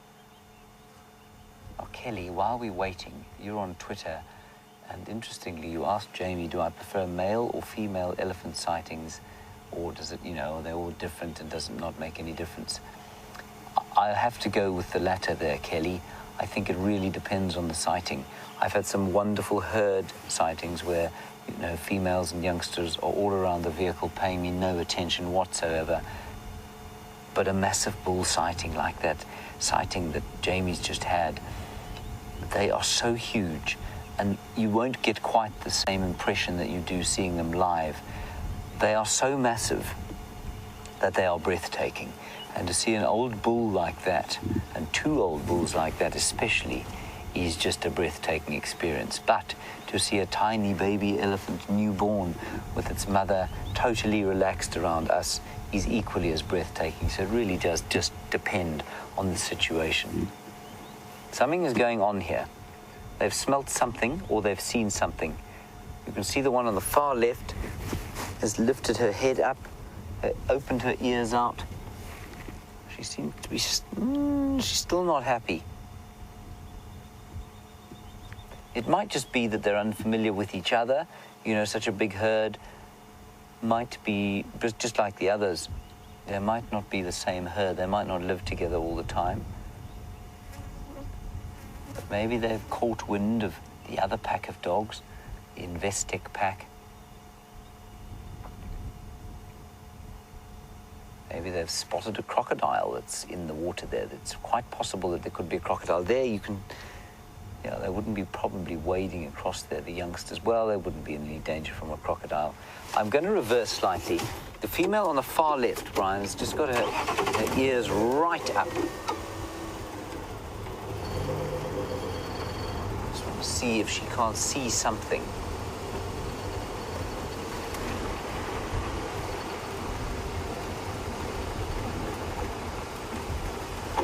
Maybe a leopard, maybe some lions, maybe a hyena. No, I don't see anything in front of her there. Simply moving off towards where their ears were opened. Wild dogs, of course, wouldn't stop them. There's some water back there, yeah. Normally react like that to waterbuck, but perhaps because everything is so sort of water stressed, they don't want anything else to drink their meager water resources. That's possible. Now, the waterbuck have skedaddled off, haven't they?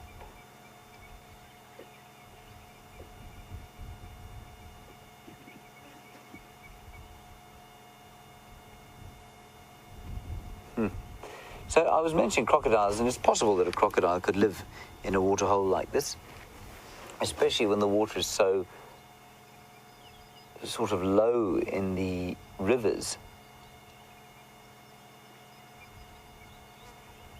I think I can actually see a crocodile, Brian.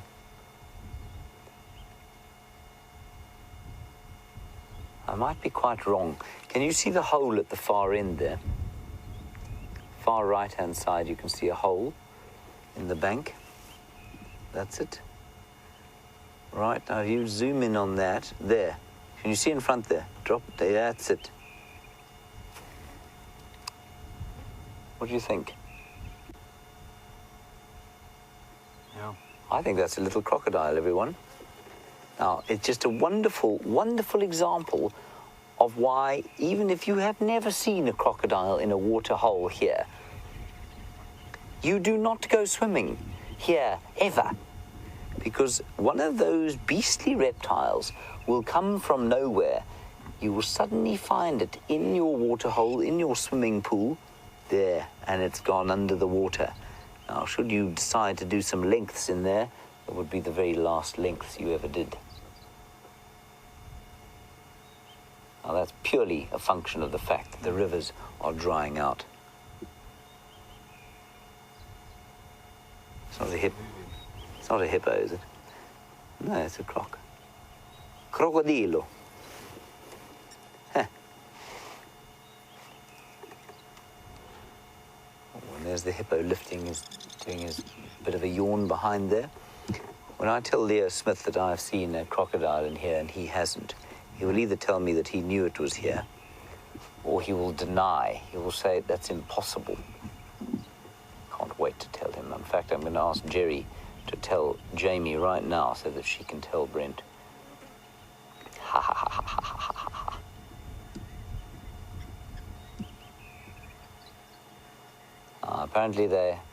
Apparently they're pretending not to hear the radio on Arethusa.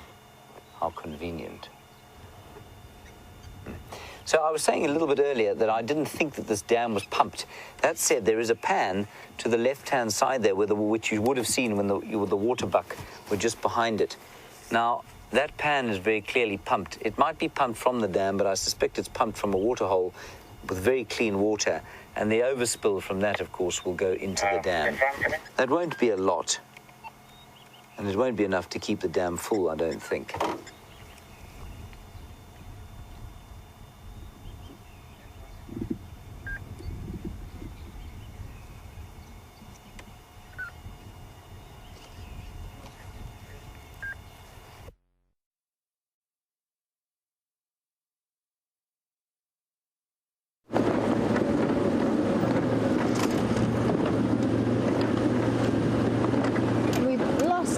But I wonder what was happening with that elephant herd around Sydney's dam.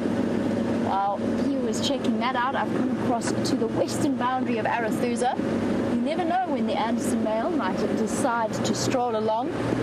The biggest leopard, or rumored to be one of the biggest leopards the Sabi Sands has ever seen. I've yet to see him. That remains unconfirmed, although Brent has seen him and he thinks he's enormous. Might even have been bigger than what is it? The Campan male. Campan male.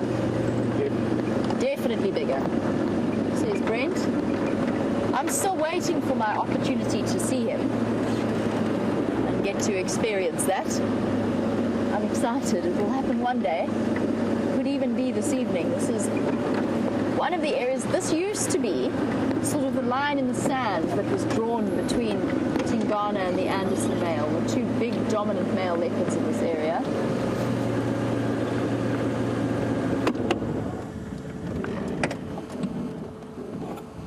Our marabou storks have moved across in this direction. They would have spent the day practicing what's known as eurothermoregulation, which is basically they poop on their legs and it cools them down. It's why they often, you'll see with most of the stork species, on hot days their legs are coated with white. The kidney is working hard to conserve water. That's still an interesting method, an interesting approach to coping with Africa's summer heat. It seems as though James has fixed his camera, sorted things out. So let's pop back over there and find out what was happening with those elephants at Sydney's dam.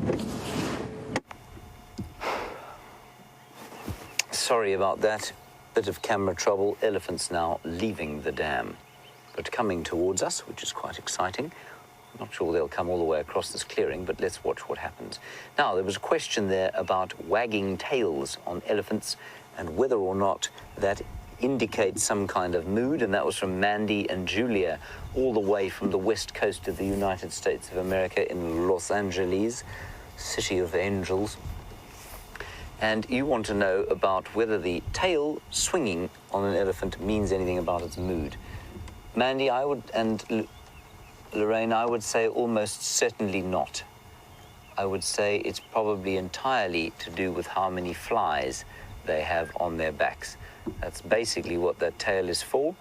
It's used to swat flies and things off the skin when they irritate the skin.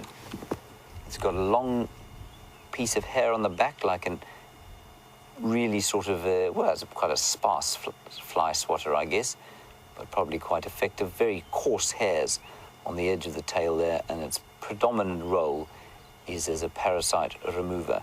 Do you see that elephant trip there, Brian? Mm-hmm.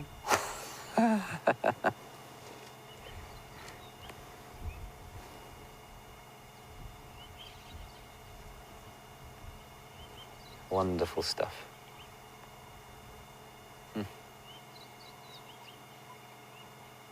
Beautiful, beautiful, peaceful herd. And again, I said this before, and I'll probably say it another 150 times, but the bird song this year is very much quieter than it would be normally. It's like, you know what it's like? It's like if you're listening to an orchestra, and instead of having 8 first violins and 8 second violins and 16 violas and, you know, an enormous brass section, it's like you've taken sort of 2/3 of each section of the orchestra away. So you've got the full kind of texture of the orchestra, but it's just much more subdued. Got all the different kinds of birds, but they're just a lot quieter than they would be normally, and not as many of them calling. Now, our old friend Mr. Moustache, who seems to bob about the place like a cork in a hurricane. You were in Iceland a little while back, then you were in... Where were you? Then you were in Michigan. Now you're in Minnesota, Mr. Moustache. You must be absolutely exhausted. And you want to know what age it is that an elephant will have its first calf. An elephant could conceivably fall pregnant for the first time at around 9 years of age. Now, given the gestation period, there's some buffalo in the background there. You must watch out for the crocodile. He wouldn't try and take one of them, but they'd get a fright if he popped his head out the water. Given a gestation period of 22 months, Mr. Moustache, the earliest birth normally for an elephant is probably around 11. It's not unusual for them to wait much longer than that, though. Now, we keep seeing these little fragments of buffalo herds. That's a tiny buffalo herd, and I suspect it's a function of them being scattered by the lions that have been around the place of late.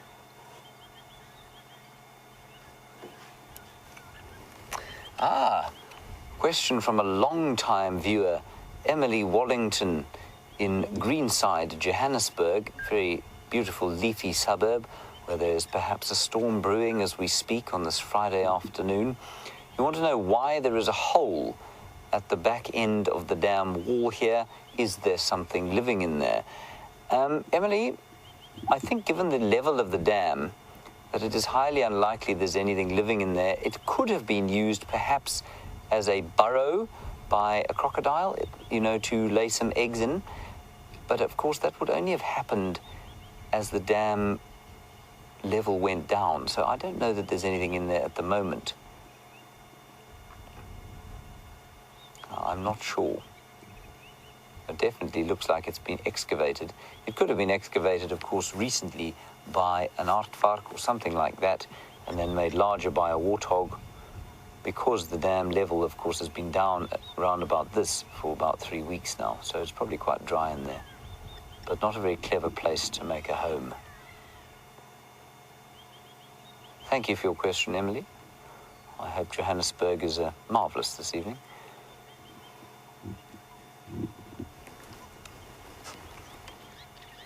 There's a buffalo coming across the dam wall.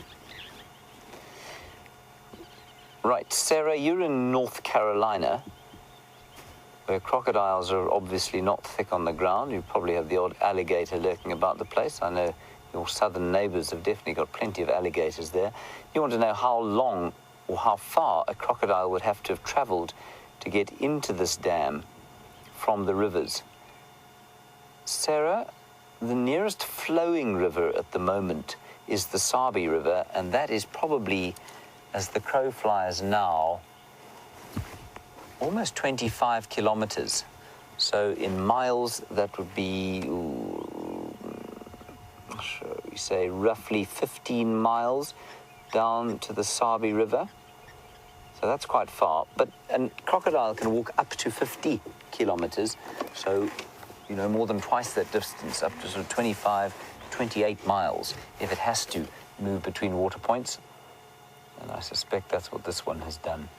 It has disappeared now after the attentions of the hippo that's just near the buffalo there. I think that crocodile has thought better of being there.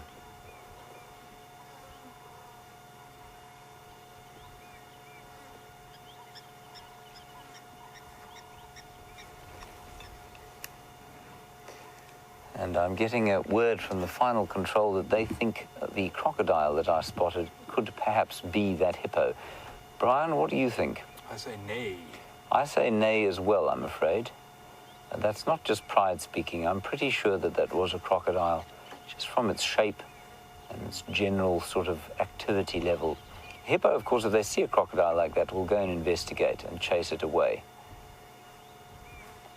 And James Taylor, you're on Twitter and you're backing the final control. James, this is obviously the last time I will ever answer a question from you. Sorry about that.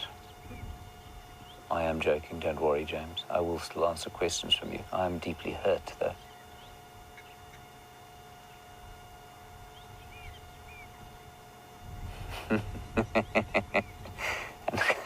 Gerda, you say if there isn't a crocodile in here, we will have crocodile cheers of joy from Brent Leo Smith. Yes, we will. We will also never hear the end of it. So please don't tell him, anyone. I'm still pretty sure that we did see a croc. I don't think that was the same hippo. It wouldn't be unheard of to see a crocodile in a dam like this. Right, the elephants are moving off. We are going to do the same. We're probably going to head down towards... I haven't decided quite yet whether we should go to the hyena den or make our way to quarantine in the hopes that the wild dogs will come out of Simbambalai and perhaps head down there. I will make up my mind eventually, but while I'm doing that and prevaricating, let's head across to Jamie and Brent, see what they're doing, and I'll catch up with you just now.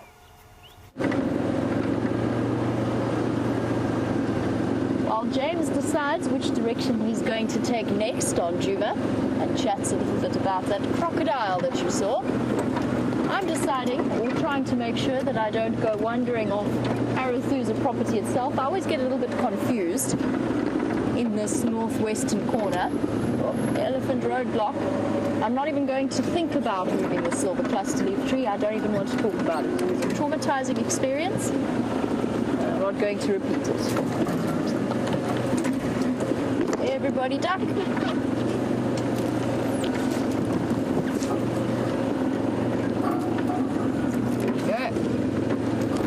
Escaping unscathed around that tree. Hello, Impala. A couple of ewes that still look a bit pregnant to me. In fact, I think that one might still be. She's just wandered behind the bush. Where did she go? I think moving off a little bit further up towards the weeping wattle. So a couple of still pregnant ewes in this area. There she is. And some late impala lambs are due. So for new viewers, something worth sticking around for, apart from just all of the general wonderful aspects of our live safaris. You could be seeing some brand new impala lambs. I've seen two recently around Djuma. The last few babies coming through the final sort of birthing climax, and then back to preparing for May's rut, where the males start to compete and chase the females around. It's highly entertaining. It's probably the noisiest that the impala ever are. Very vocal at that time of year. What road am I on, Brent? Out of curiosity. Boundary road. Well, that's good. That's definitely a positive. That is where I want to be. Towards Boundary Pan. This is wonderful news. I got a new phone and I lost my Arathusa map, and most of our regular viewers will know that I'm never lost exactly on Arethusa. It's just sometimes I don't know exactly entirely where I am, or at least the name of the road that I'm driving on. Useful to have Brent on the back. Interestingly enough, traveling along this western edge, it's very clear how much more rain they've had around here.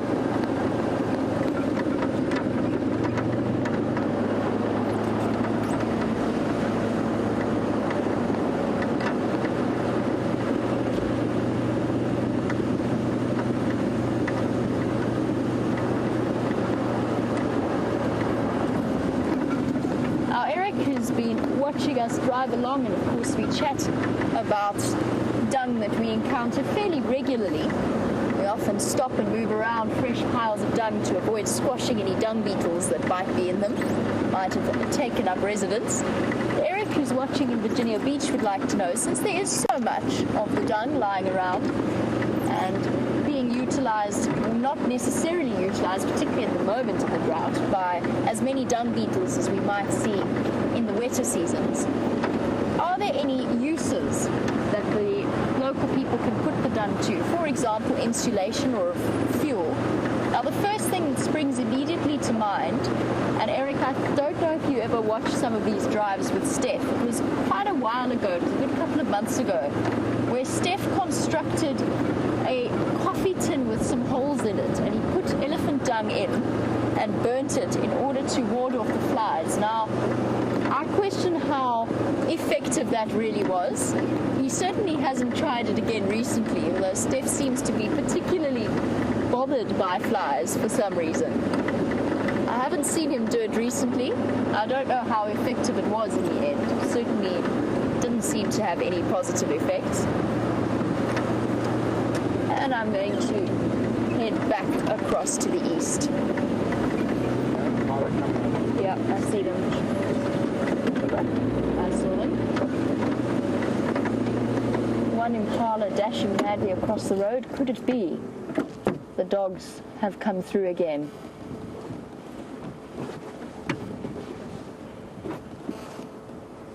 I'm just going to try and get that update from Tristan. Tristan, what are those position of those Madash?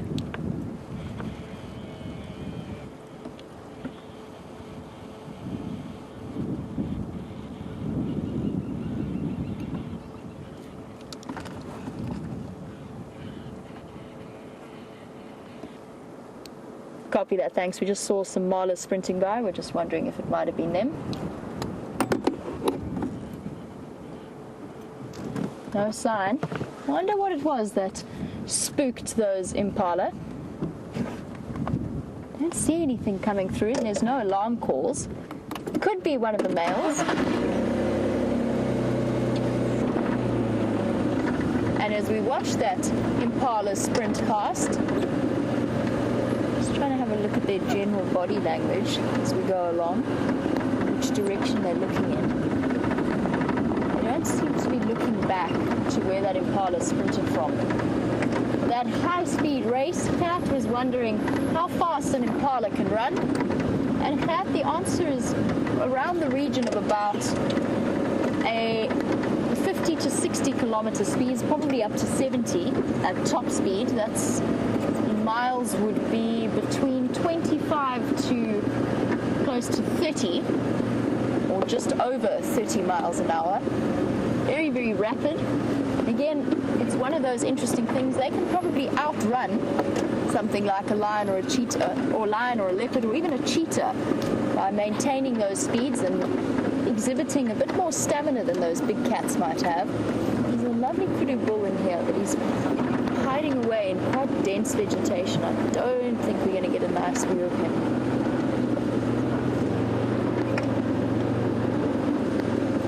Oh, the wild dogs, on the other hand, we saw those wild dogs sprinting after the impala. Let's go and have a look if they're looking off. They also look to be on alert. There we go.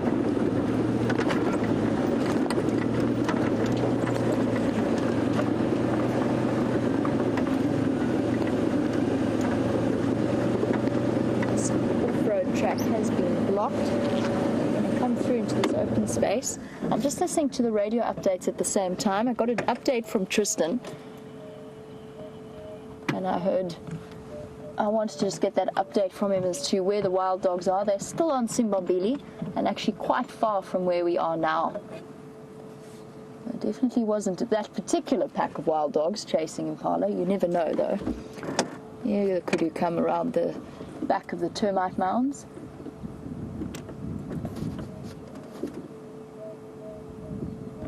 Accompanied by the sound of the emerald spotted wood dove.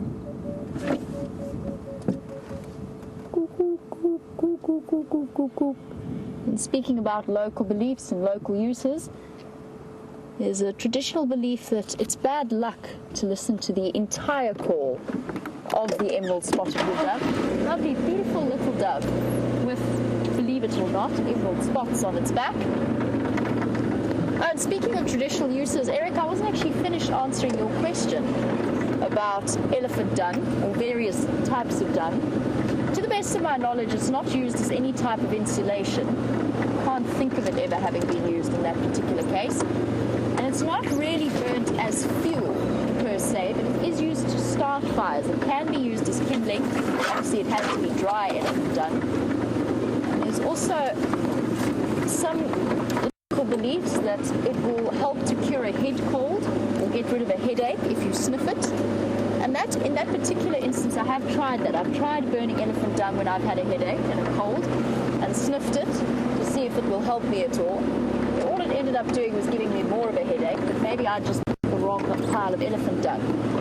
It's not necessarily that far-fetched to imagine that it could work in that way. If you think about it, there are trees out here. We've discussed multiple examples. Goodness, the elephants have been through here. Creating roadblocks. Yes, there are certain types of trees with painkiller properties. For example, the sicklebush bark, the boerbean bark, types of tree that have been proven to have nice medicinal benefits. And of course, if you hark back to the invention of the aspirin, it stems from concoctions imitating the bark of a willow tree. At this point, as far as I know, most aspirin is artificially produced, but it has its origins in the pain-killing properties of willow tree bark. Elephant dung could, in theory, work the same if you get the right pile of elephant dung. An elephant that's eaten those plants with those properties. I think we might knock the antenna here. I want to knock Jigger's antenna off as well. I'm trying to think if there's any other traditional beliefs relating to dung. And Eric, I believe it was Eric who suggested the dung, I know it was Eric who suggested the dung recognition challenge. He wanted to, and I don't know if I even mentioned it to Brent, he wanted to blindfold us, or have us blindfolded, and then test each dung, see if we can identify the different types of dung. I'm pretty sure we could manage all of them. Many of Eric tastes the dung first. That was originally his suggestion as well. He suggested a taste or field test, at which point I demonstrated the boktrolsboch, spitting of impala dung, or whatever particular dung might be your preference. I think spitting impala dung is part of the game. It's probably the best way forward. They're quite aerodynamically shaped. The aim of that particular game is to spit dung as far as possible and beat whoever you are competing against. I happen to be not so good at it. I somehow imagine Brent is highly successful in that particular game. Personal best, 3 meters. 3 meters? Really? That's impressive. World record here. What is the world record? 11 and some change. 11 meters? No way! That's ridiculous. 11 meters, that's about 33 feet that somebody managed to spit a piece of impala poo.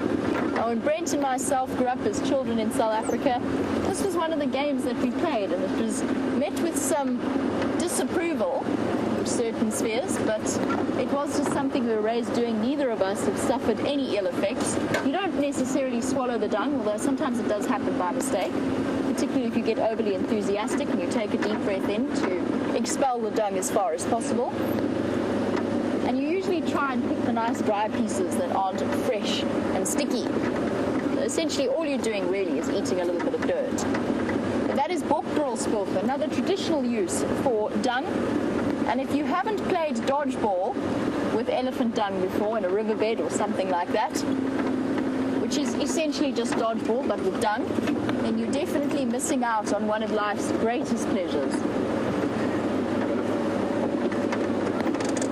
And I've just seen some fresh dung, and Brent has spotted the elephants responsible for leaving the dung that we've just been chatting about. In a very, very dense block, I'm going to reposition so we can get a better view. Just wanted to show you what we were looking at.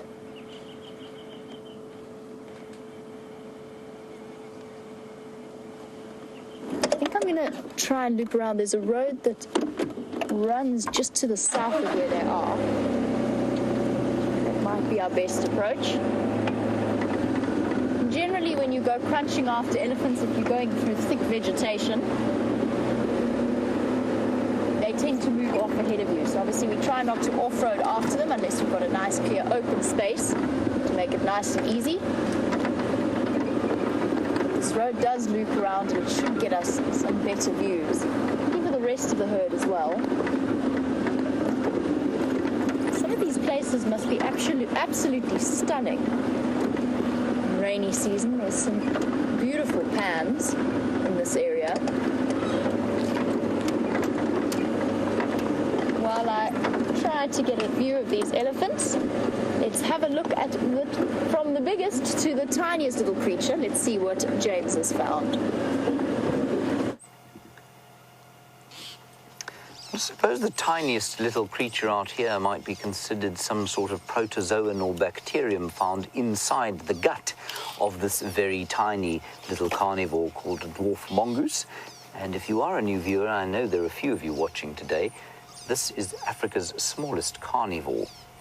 So it looks like a little rat. He's not in fact related to rats at all, rather more closely related to things like hyenas or the mongoose. And quintessentially, look at it standing there, exactly like a, Brian? Meerkat. Exactly. Just like a meerkat, which I'm sure many of you have seen on the TV. Very closely related, same family. So sweet. And this is the smallest example of mongoose that we get here. The other social ones we get are called the banded mongoose. And then we get a slender mongoose, which is a bit bigger and lives in pairs or alone. And then also a white-tailed mongoose, which is a big mongoose species that is nocturnal. The larger they get, the more alone they seem to be. Look at that, isn't that sweet? And they keep very genteel hours. They're not night owls. They don't get up early, so this will be their home. They'll be living in this termite mound.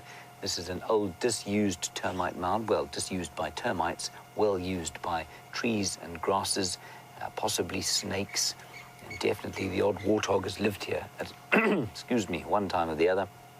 And now it is home to this little troop of dwarf mongoose. Beautiful.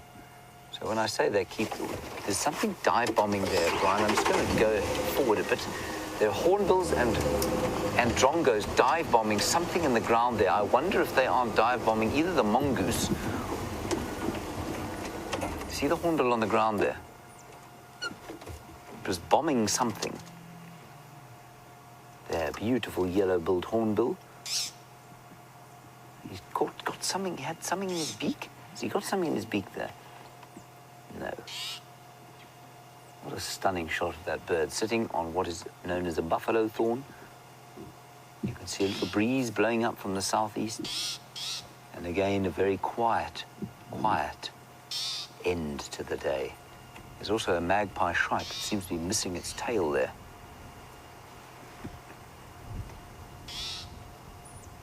They've normally got a slightly longer tail than that. Definitely missing a piece of it, possibly just a juvenile, having just fledged. And they're communal nesting birds. They live in a little flock.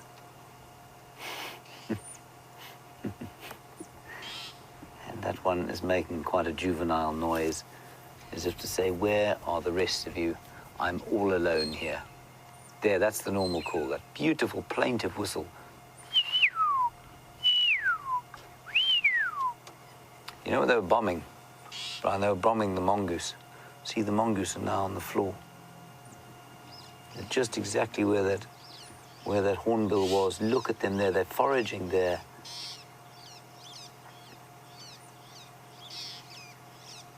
And Chris Applegate, yes, very nice comment. You say they look like ferrets. Now, if I'm not mistaken, a ferret is more closely related to a weasel, and a weasel is in a slightly different family from the mongoose. But yes, they do look like ferrets. I wonder if there aren't some harvested termites there that they might be eating.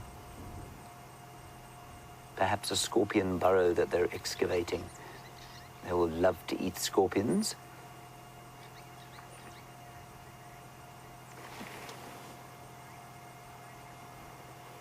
I'm just looking at Brian for Mike's question. Mike, you're in Florida and you want to know if these dwarf mongoose have got similar noses to meerkats.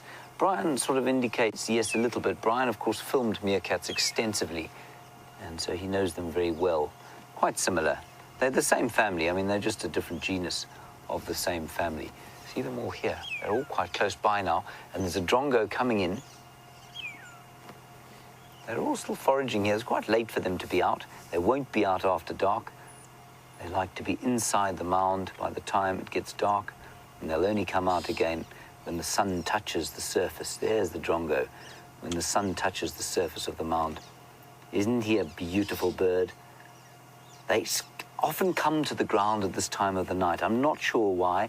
When I used to live up near a place called Palaboa, I used to go running in the late evening as it was getting dark.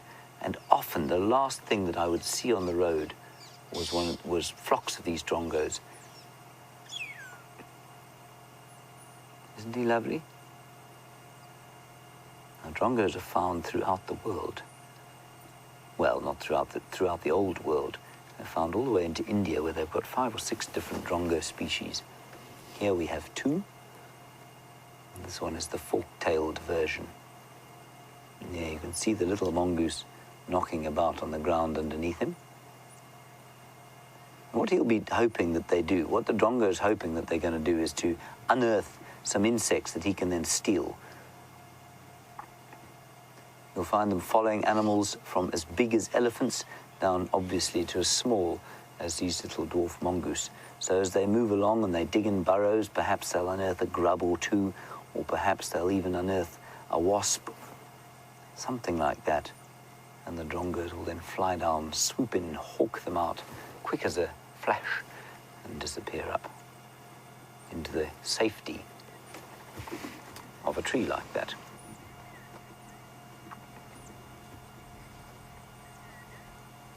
Hello, Gerda. You're obviously an aficionado of safari, and you can perhaps hear a squirrel alarm calling. There isn't a squirrel alarm calling, Gerda, and you want to know if it was alarm calling, would it alarm call because of these mongoose?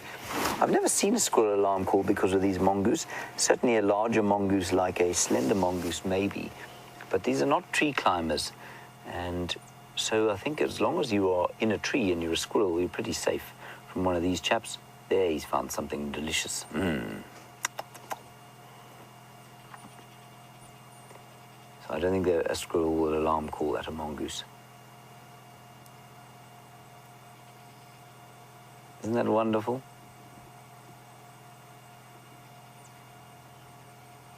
This, of course, is when you see the best stuff, when you sit for a while and things just start to unfold. There's another magpie shrike, replaced the drongo on exactly the same perch.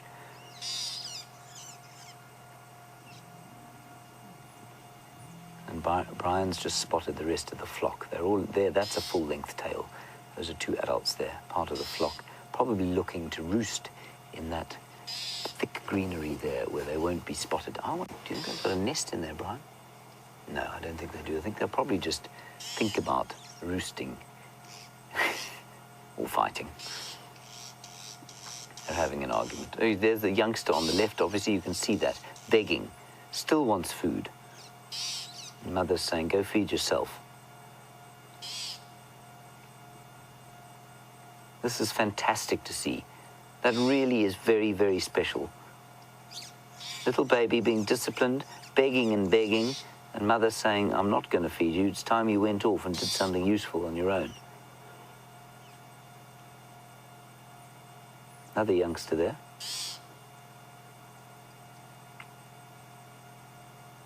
That's just fantastic. Wow. So as I was saying, especially around this time of the day, if you find yourself sitting quietly, that's when things just start to unfold around you, like these mongoose running around. We've had drongos, we've had magpie shrikes, we've had hornbills, and just a wonderful atmosphere of the day drawing to a close. Quiet, you can see the inkiness of the night just starting to creep in from the eastern side of the sky. And the breeze that comes up, of course, as the sun sets, starting to flow. I've always loved that sight that you can see there, just as the night starts to just as the sun will rise from there tomorrow morning. So you can see the night rising from the same direction. I've always loved that. I remember watching it on a train once and feeling a tremendous sense of peace I get while I live out here. Right, what a fantastic, fantastic sighting. Thank you, Brian. Right, we're on Hyena Road. We're quite a long way still from quarantine, so we're going to head towards there. I think if the dogs were going to come across, they probably would have by now. There you can see the western horizon, still painted a beautiful pinkish orange hue.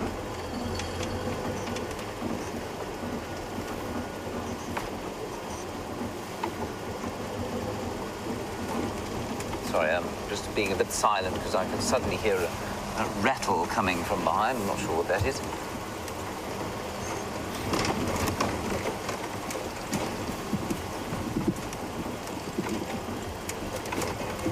Hello, Mark on YouTube. A really interesting question, and I'm afraid I'm unable to acquiesce to your request.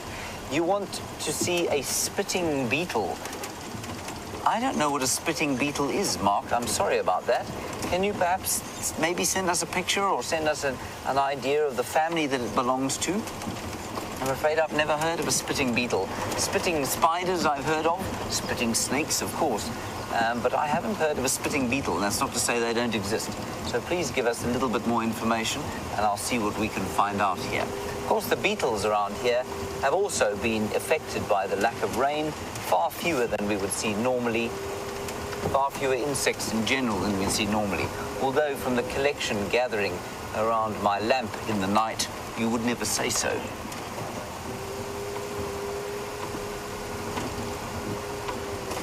And Marla, I believe you were asking about insects and drought, and definitely it's had a profound effect. The insects really do depend seemingly on the water, probably because they depend often on flowers and seeds to survive, and there just aren't many of those around at the moment. But like I say, it does come across, we do tend to think of droughts in a very negative way. These ecosystems have survived for millennia and millennia, going through drought, deluge and flood.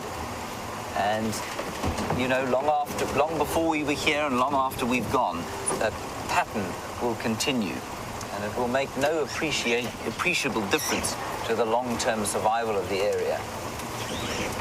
Yes, of course, it's difficult to watch while it's happening, but to the long-term survival of an ecosystem like this, it's just part of the endless cycle that it has been experiencing, well, probably for close on 100 million years.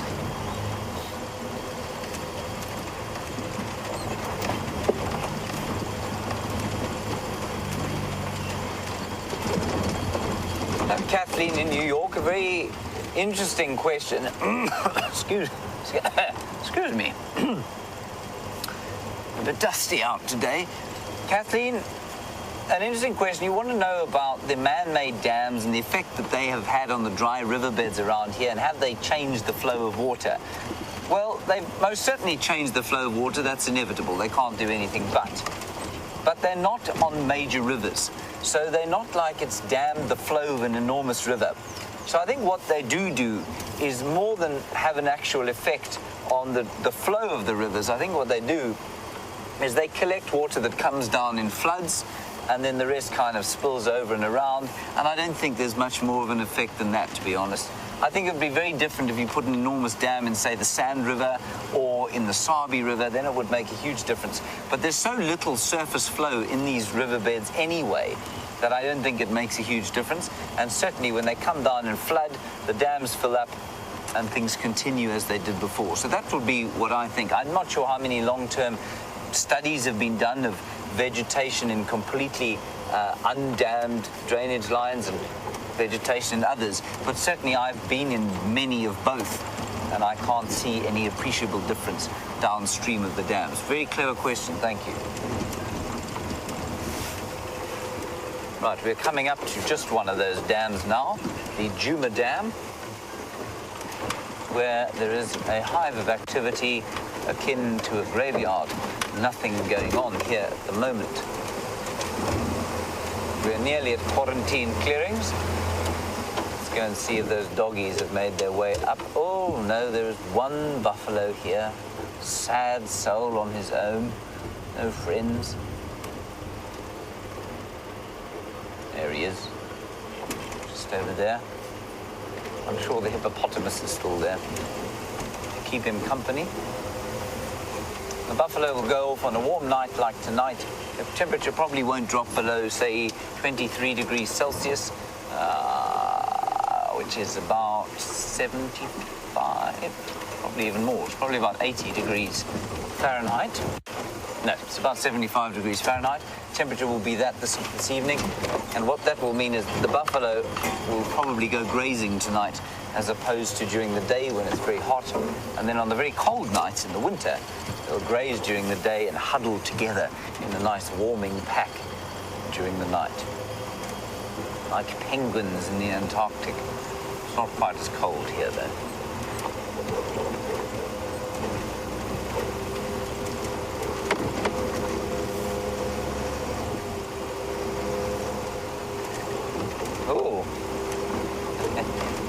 My favorite kind of viewer is asking a question.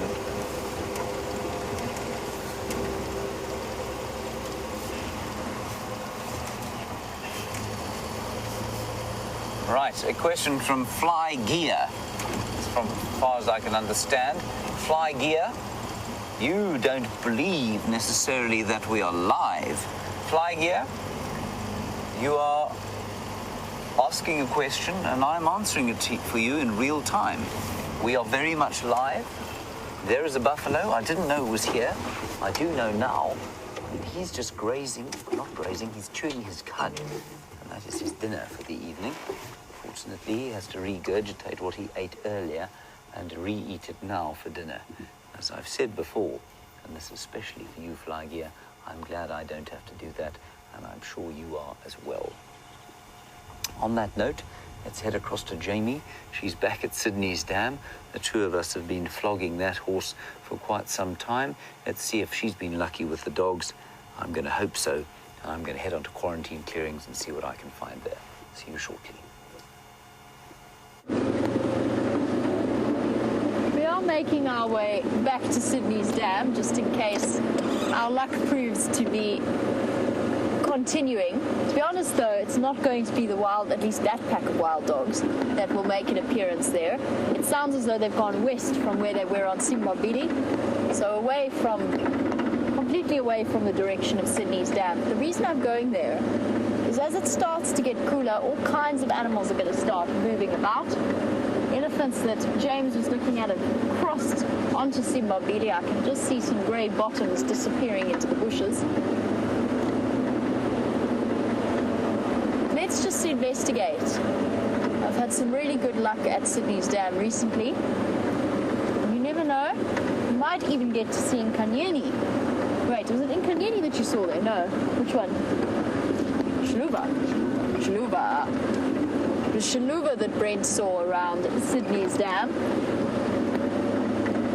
Wonderful to see a leopard. And they did, by the way, they did call in, sounds like Kotile, just to the south of the Arathusa boundary.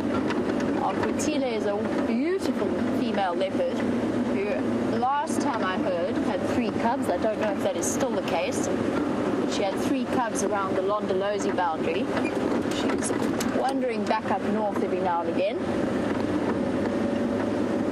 Let's just investigate. I know that James thinks we're flogging this horse, but you never know what you might find.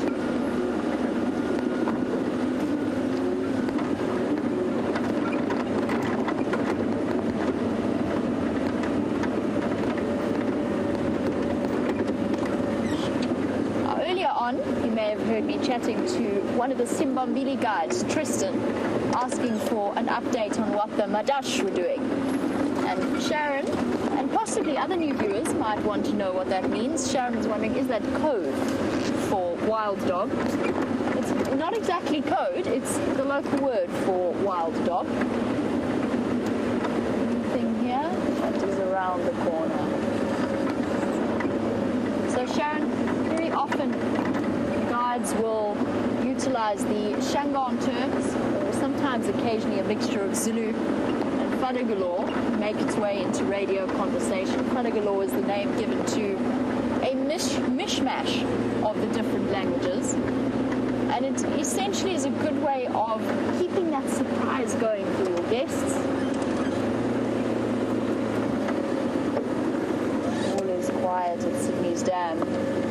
One hippo out of the water, one making its way out. It's going to slowly exit. We'll keep an eye out for James's crocodile as well. Fortunately, we don't have the super zoom capabilities that James has. Making their way for their nocturnal stroll.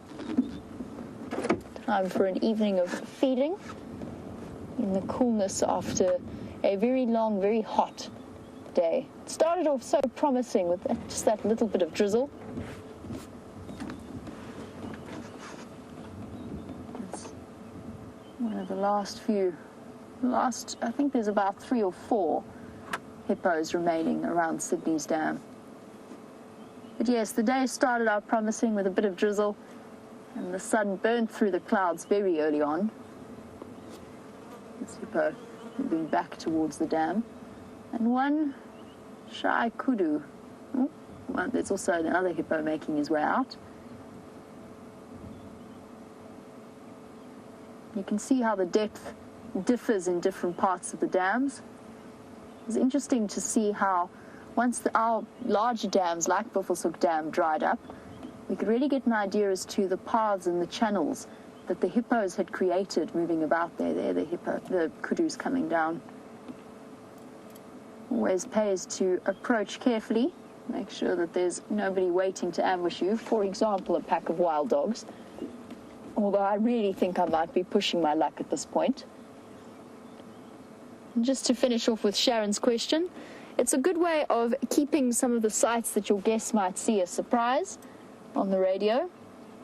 Also means that if you are far on the other side of the reserve, that your guests don't get disappointed if somebody calls in a leopard and you can't get there in time,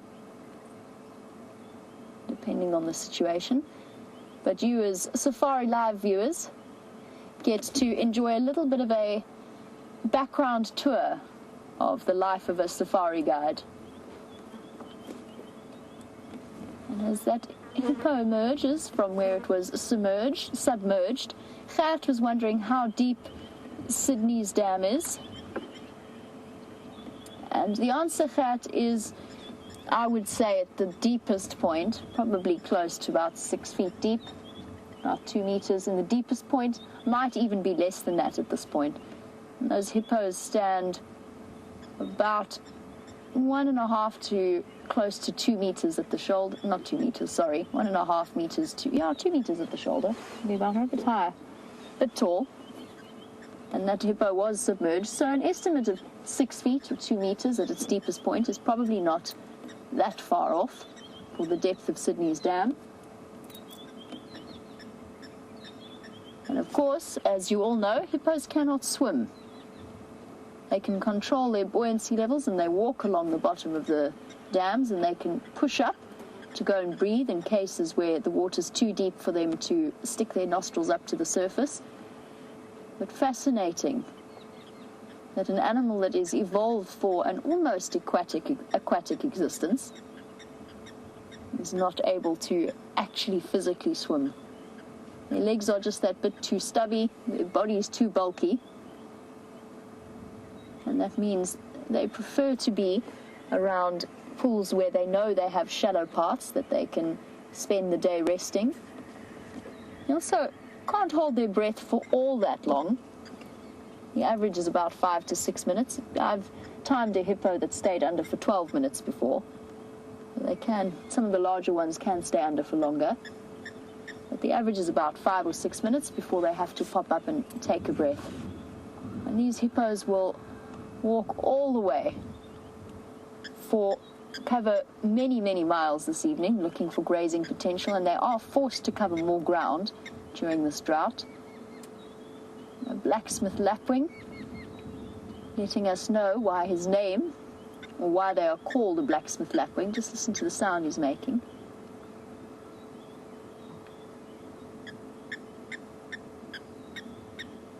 Such a striking bird. And blacksmith, because it sounds like hammers on an anvil.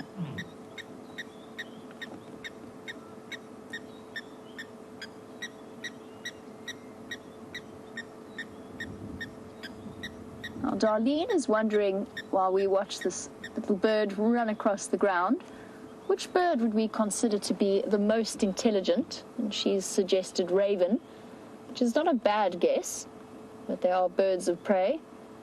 Darlene, I'm just racking my brains trying to think of which bird I would suggest is the most intelligent. Maybe one of the... I'm hearing something. Hyenas calling. Hyenas calling off in the distance towards the den. Brent's picking up on the calls. Darlene, I'm just trying to think. Maybe some of the larger parrot species.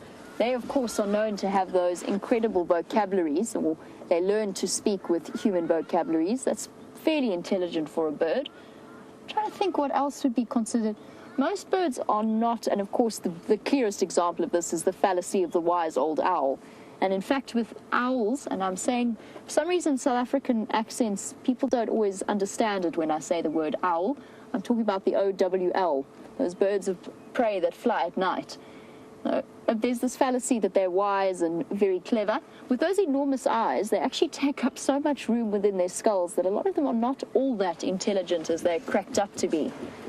I'm going to, I think, leave Sydney's Dam. It's starting to get dark. Get my spotlight out. Darlene, I'm going to try and figure out what other birds I would consider to be intelligent. Ravens certainly are. It's a good answer. They're known to have problem-solving skills. Indian miners is a very good example. Indian miners, which is an introduced species out here, a species of bird that doesn't really belong, and in fact has come through in a very clear way. It's been to the detriment of the local bird species. They've taken over the gardens in the big cities, for example, around Johannesburg. I know that we've got a huge problem with Indian miners, but they are very intelligent.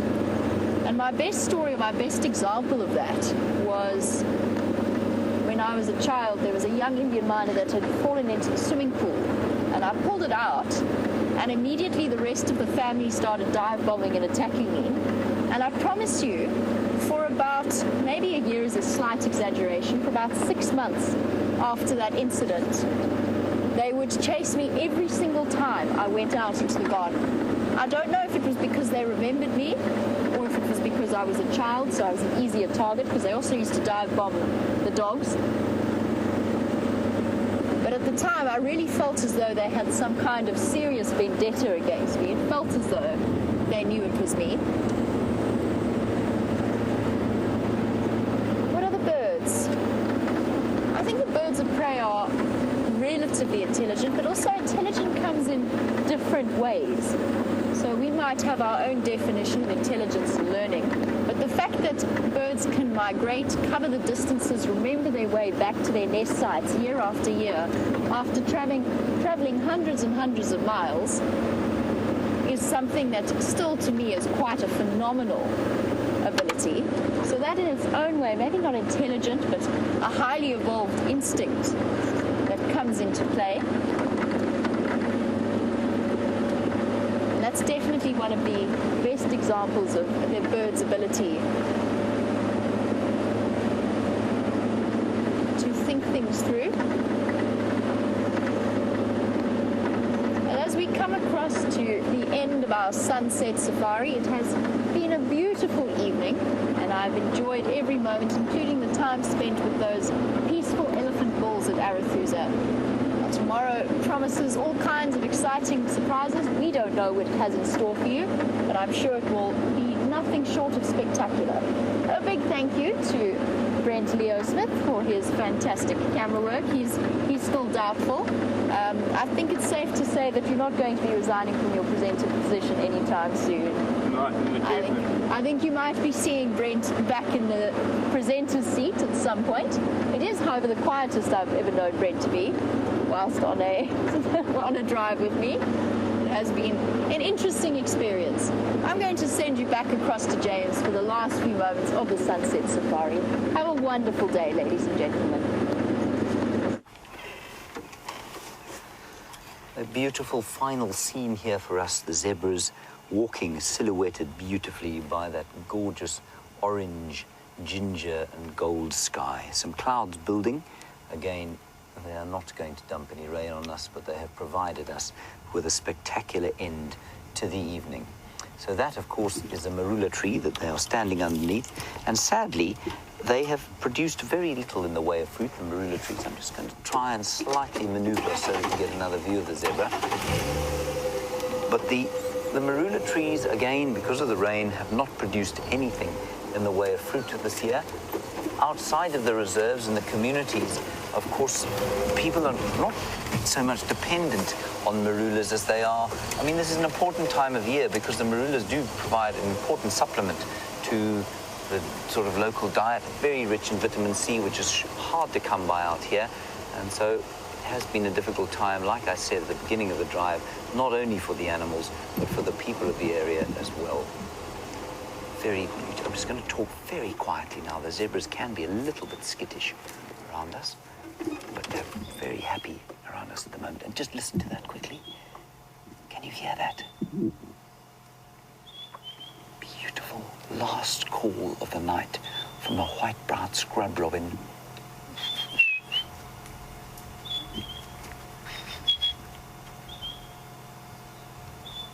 Oh, it's wonderful. The zebras are listening to something. They're actually watching a hyena. Look, Brian, there's a hyena just behind them. You'll see it coming into screen now. There. Oh, a creature of the night out foraging. Salivating, in fact. That is very unseemly for such a beautiful night. Isn't that just stunning? Heading back towards in the direction of the den. That's possibly a male that's been out all day. I'm not going to try and get any closer. Now watch as the herd of zebra, the adults move to put some space between the baby and the hyena, the predator, the second most dominant predator in the area. And the stallion there is going to follow the hyena and make sure it goes away. And the hyena has just started running across the road. They are not going to take any chances with the zebra. A zebra is a formidable enemy for something the size of a hyena.